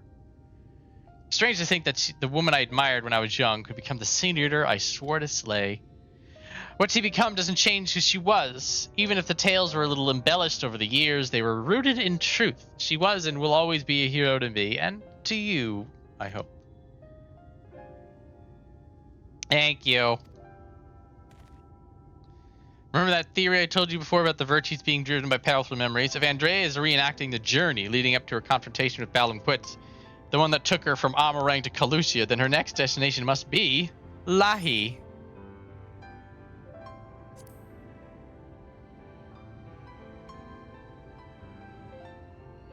That was where she laid low the beast at last, in the city of swamps, to be precise. And so that's where we will go. Let us away! Now listen, there's an awful lot of people that don't know about Renda-Rae, or the world for that matter. So wherever you go and whatever you see, remember not to take it at face value. Don't just accept what others tell you is good and true. Listen to your heart and decide for yourself. And be safe!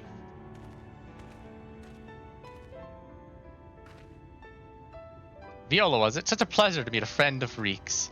His parents never hesitated to provide him with all the wealth and opportunities they could, but when it came to love and support, well, all I can say is that it's a miracle the boy turned out as well as he did. Woof!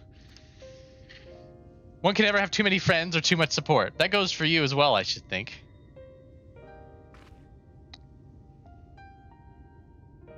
Back to me living in squalor and old age. Do try to be patient. Off to Lahi. Lahi. Where is it? Lahi. I hate the word minute. And the fact that it is spelled exactly the same as minute. These are the kinds of words that if you're somebody who's learning English and you get all the words and you get all the pronunciations, and then you're just like, oh, it was a very minute change. And then somebody goes to you and says, no, it was a minute change. You're like, excuse me, did you just make that up? I'm trying to learn this language.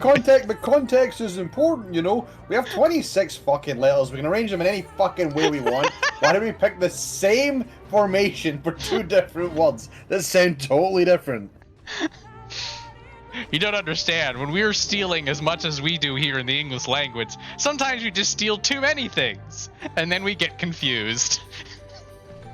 Hey, boss, I read the book today. Oh, sorry, you mean you read the book today? Like, fuck off. Get out of here. So this word is reading? No, it's reading. So then I will read it tomorrow. No, you read it tomorrow. What? What? Fucking baffling. And I'm scared of learning other languages, and I know English. I feel like I really should just dive in the deep end and be like, oh my god, English is the monster all along. Anyway. There are a few that are, I would say, are probably rougher than English. Yeah. But... Yes. I agree with you. The bit doesn't hold, but yes. What a bastardization we hold dear to our hearts. Ugh. When I was little, Miss Olvarez seemed so much bigger and stronger than me. Though to be perfectly honest, the way she carries herself even now bespeaks a confidence I cannot help but envy. But never mind that, we have a virtue to hunt. Let us commence our search at once and keep your weapons at the ready, my friend. Think about it, why haven't you Americans just fucking changed the way the words are written? You changed color. And you armor. Changed center. Oh, we did change center. Did we change aluminum, or is it just a weird phrasing No, thing? you guys just say it wrong. We just say it wrong, okay. Yeah. Gotta make a list one day. About time our luck turned for the better. There she is. Guys, she's got the sweet hat reposed.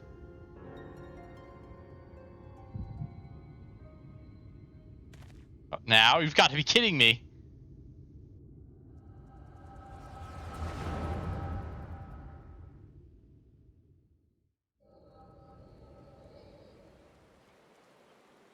I wish you were all here with me, but I know it's better that you're not. We have a score to settle, you bloody bastard, and this time I'm ready for your tricks.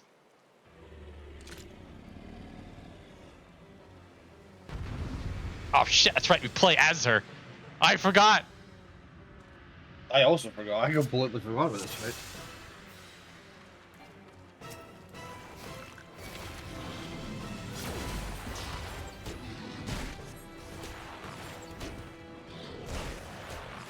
It has been a hot minute.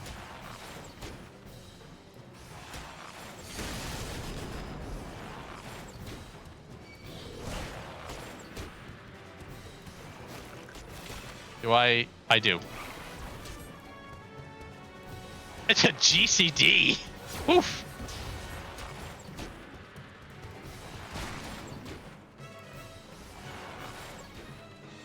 do anything about that one, but run away.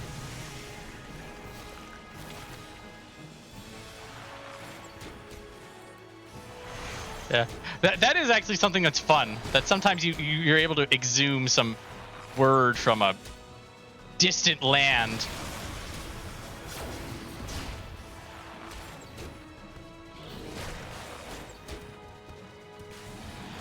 You'll pay for taking them from me. That was great acting. I'm sure that's the way she said that. Exactly as he said it. A better script read there's never been. So my friends are dead, and you killed them. I will now exert revenge. Radiant Arrows in OGCD is throwing me off like nobody's business.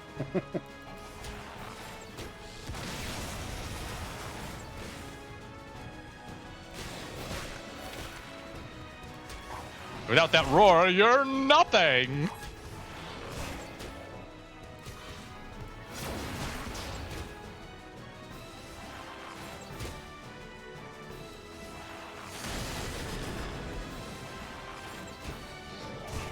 Ba ba da ba. Ooh, we're being fancy.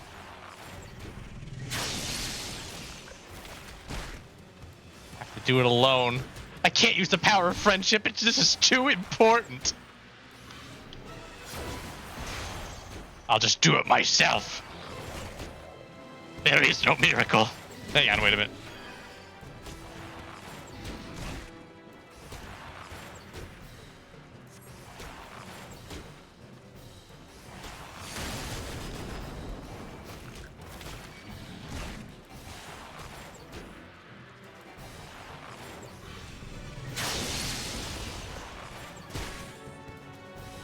The pain! The pain! The fear! The fear!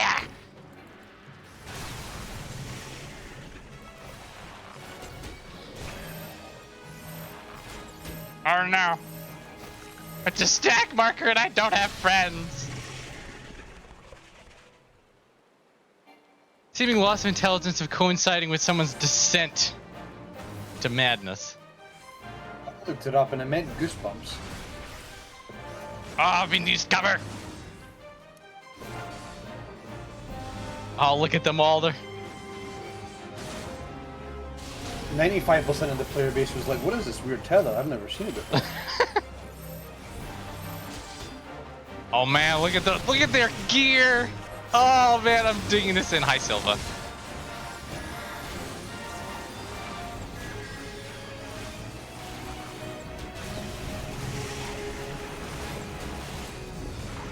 Don't tell me you followed my trail! Oh, you silly billies. I'll tell you about it after you kill the bloody bastard,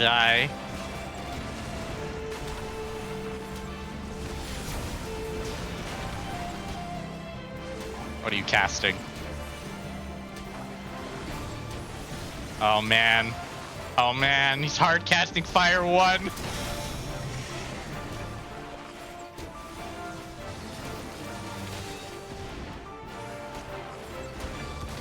It has no spell speed.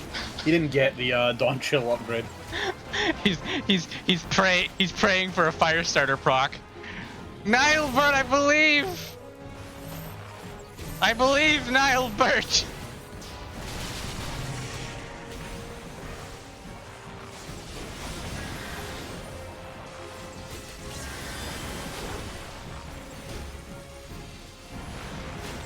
Oh wait, is he just chain casting Fire 3? Hang on a minute, look at this spell effect. No, that was a Fire 1, hang on. Oh, Ardbert just ate that.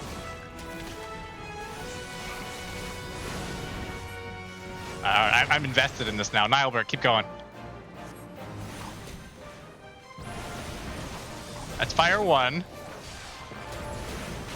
Now there's Fire 3. Okay. He's hard casting it, but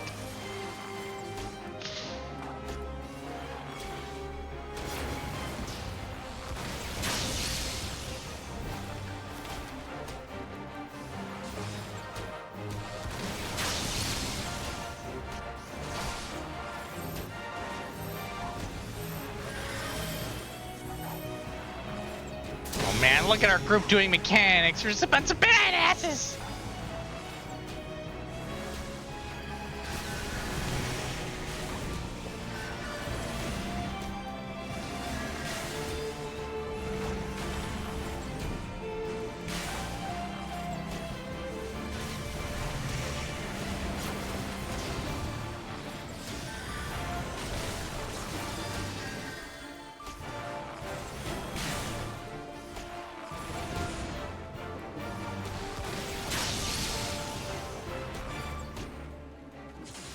Finish it. Everyone, to me, I'll lend you my power.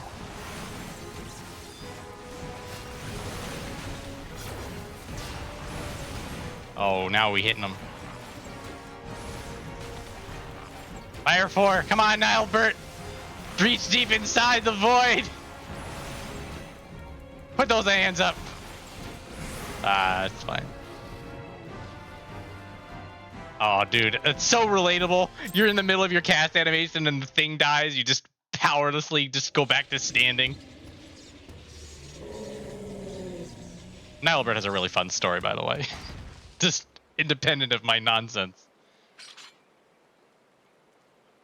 Tough old bug. Everyone all right? I don't know what to say. Thank you, everyone, and I'm sorry for trying to go it alone. And why, pray tell, did you even try doing something so foolish? If we'd been here from the first, it would have been anything even approaching a challenge. Back in the day, I was a bounty hunter, I've told you it much, but I haven't told you about my old partners. Together, we tracked and claimed countless notorious marks throughout Norvrant. We were the best in the business. Everyone knew our names and our reputation. They called us legends, and somewhere along the line, we started to believe it too. Then we set our signs on Balam and quits. I survived, they didn't. I swore vengeance, but had no idea how to go about pursuing it. And then I met you lot and thought that maybe with your help, I may just have a fighting chance. So you see, I never intended to keep it all a secret. It's just, you never asked, and since I'd rather not talk about it. Easier to live in the moment, you know? The next town, the next job. The weeks flew by, and after a time, I started having second thoughts. I'd lost those closest to me before. I didn't want to live through that again.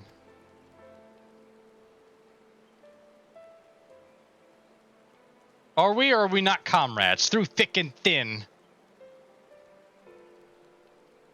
These bonds of fellowship between us must come before all else. Otherwise, they may as well not exist.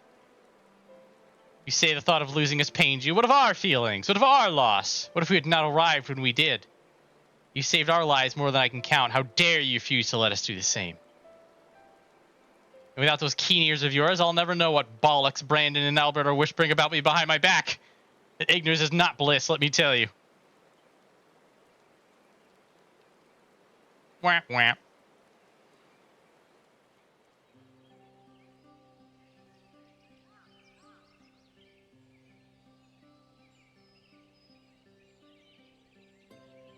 This one's worth a fortune, and fame besides, a wager we won't have to pay for our drinks when we get back into town.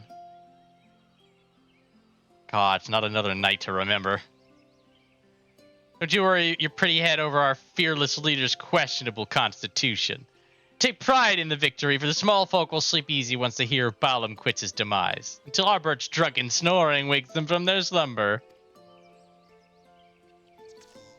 Yeah, it was a well-placed bit. This Saturday morning cartoon gig that they have going on is really, really heartwarming. And on that note, I think it's time we quit this place. And Renda-Rae, I trust that the next time you decide to hunt deadly game, you'll do us the courtesy of extending us an invitation. And there I thought I was doing you a favor by keeping you out of my personal affairs, selfish as it was.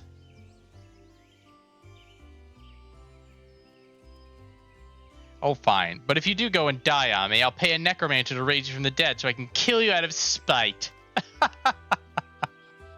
Oh, stoic nods. We all believe her. Agreed. Now then, mind cutting off whatever it is you need to take back as proof of the kill? I don't want to lose our reward on a technicality.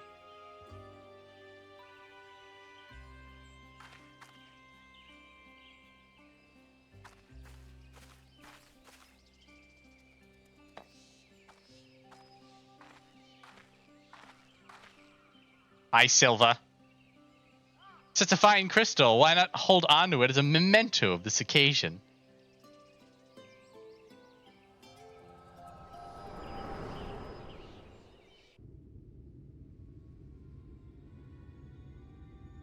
Wake up, damn you. Hello?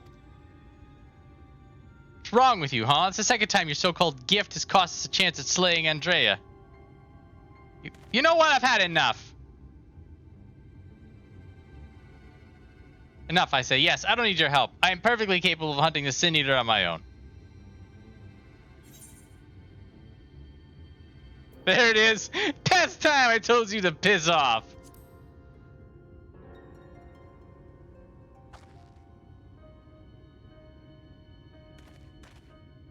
Get him. Upon our return to Gate Town, you'll be given your final payment and we will be free to go our separate ways.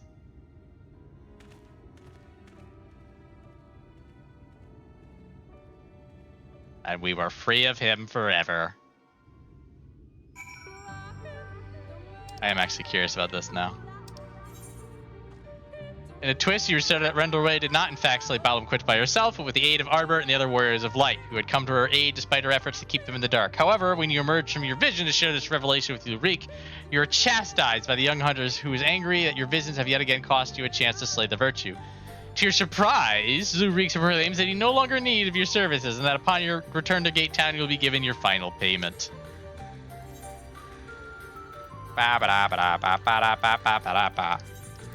Only it worked.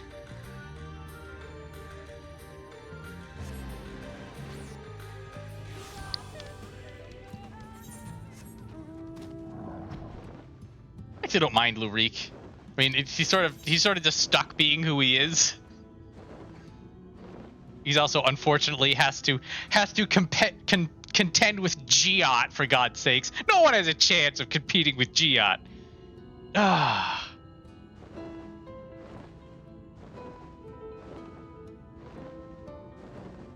Almost makes me want to level a healer. Just to do hers.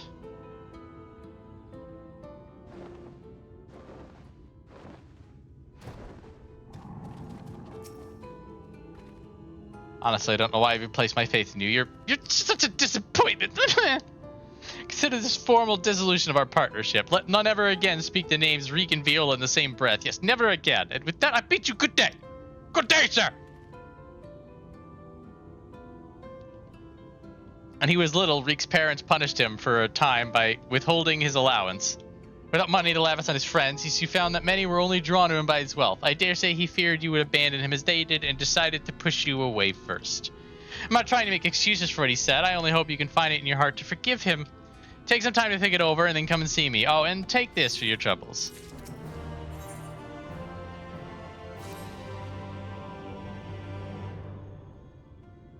Thought Gia was a girl. Or am I getting my names mixed up? Giot's the healer cardinal virtue, right? Maybe it's a boy, but he just has a really girly haircut. It's been a hot minute.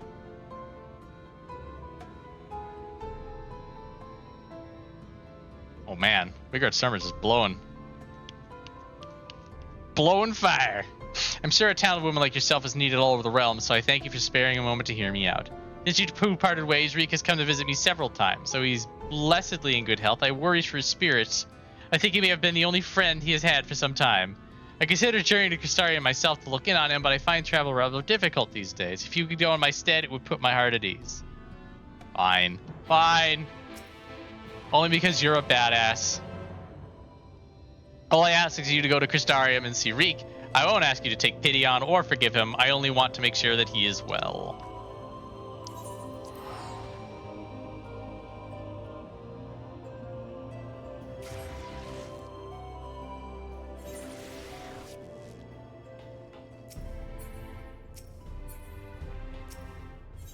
Da da da da da da da.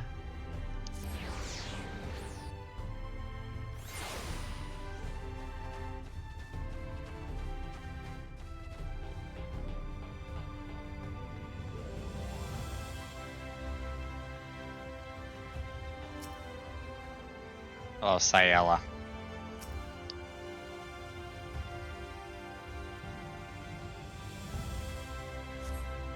Lue-Reeq's customary seat is empty, and there's nothing to suggest he has occupied it recently. Perhaps someone will have noted his passing. Oh, we gotta talk to 3 people, guys!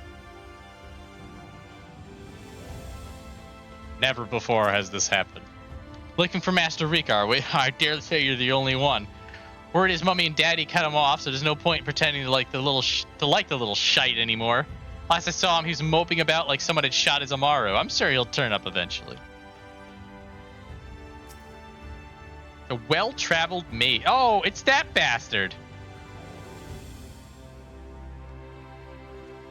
Pelusia, right?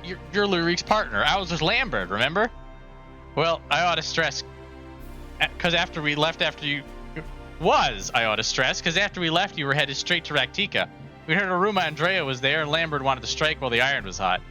By the time we realized we were overmatched, it was too late. I saw Ardbert fall, and when the Eater set her sights on the others, I fled. Call me a coward if you like, but my cowardice saved my life. Wicked White, I still remember looking back as I ran and seeing Ardbert rise to his feet. I told everyone what had happened to warn them off the hunt. Some listened, but a few bloody fools took up their weapons and joined the hunt. Glory-hungry imbeciles, and not one of them has returned. Didn't expect Lue-Reeq to be one of them neither. I remember thinking it odd, especially when I saw him leave for Raktika alone. You're meeting him there, I presume. Good luck, friend, but have no doubt that you're going into your doom.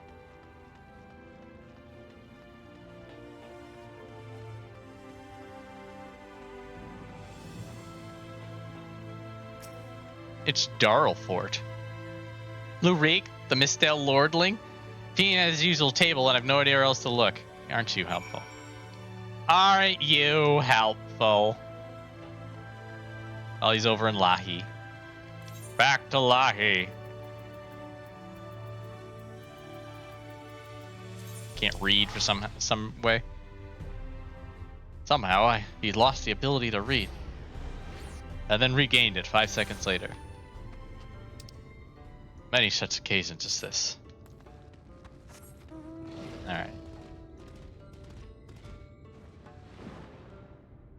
If it's a cutscene, then we'll chat him. If it's a duty, then we'll leave him be for next week.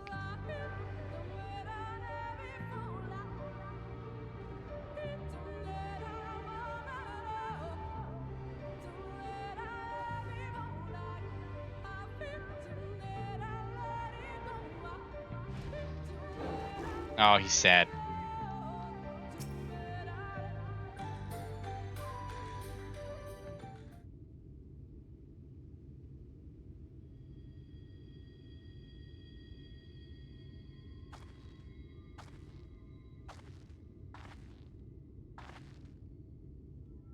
What's up, loser? Why are you here? Don't tell me you came for me. It's terrible. It's horrible. Andrea, she's... I have another headache. You know, Lue-Reeq does have a good point. We get into a lot of headaches around him.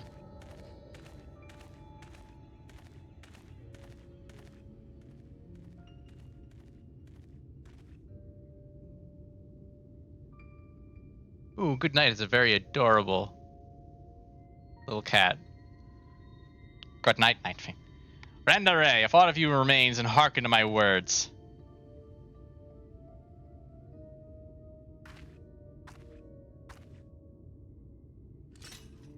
I've come to lay your soul to rest, alone, as you yourself faced Balam Kits a century ago on this very ground.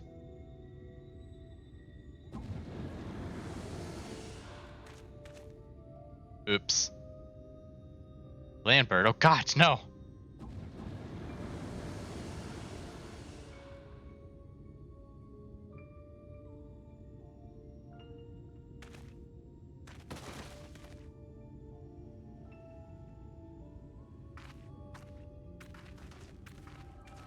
He just walked away. He's not a threat.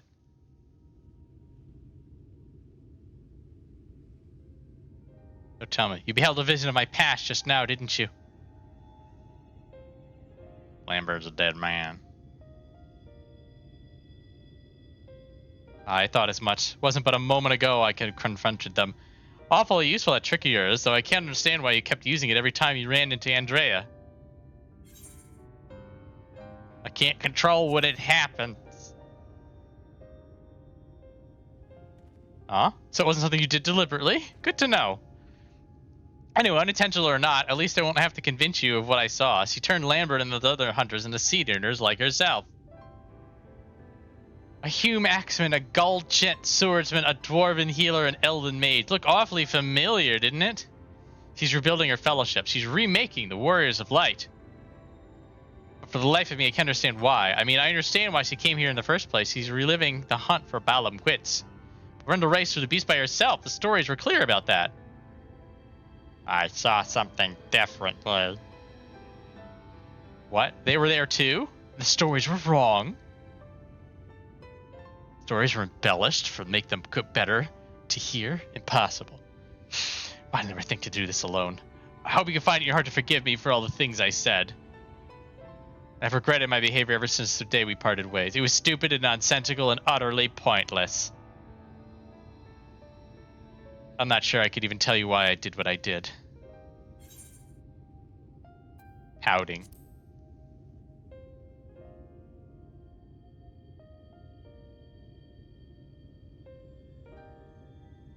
Still upset, as you have every right to be. But I will make it up to you, I will. I don't know how or when, but I will, I swear.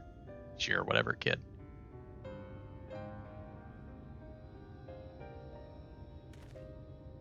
Right then. Andrea should be around here somewhere. Still on the hunt for Balam Quits, I expect. Not that she'll ever find it. No doubt Lambert and the others were there too. He and I may have had our differences, but I'd not wish that fate upon my worst enemy. He deserved to be laid to rest. They all do. Renda-Rae most of all. She is my hero, and I have to kill her to save her soul, and so be it. It's too much for even the best hunter to handle alone. I am far from the best. The only way to see this through is together. You and me, my friend. What say you? Yeah, sure. I'm here to fight anyway. I asked for a word and you give me a nod. Fair enough. Before we resume the hunt in earnest, though, let us return to Gate Town and let Miss Elvira know all is well. After all, you wouldn't have come unless she sent you. And we walk away. Alright. And on that lahi, we're done for the week. Or done for this, for Wednesday. You know what I mean. More of this. We're gonna wrap this SOB up. And then from there, Under the Sea. Very exciting. Very exciting time to be watching this stream, I suppose. I think I know what I'm doing Saturday. I'm not 100% sure. I have not, my mind has not crystallized in a singular direction yet. But I will be playing a video game Saturday, and that is about as far as I've gotten. It's something. We'll be playing something. But for now, thank you for your time and for tuning in and stuff.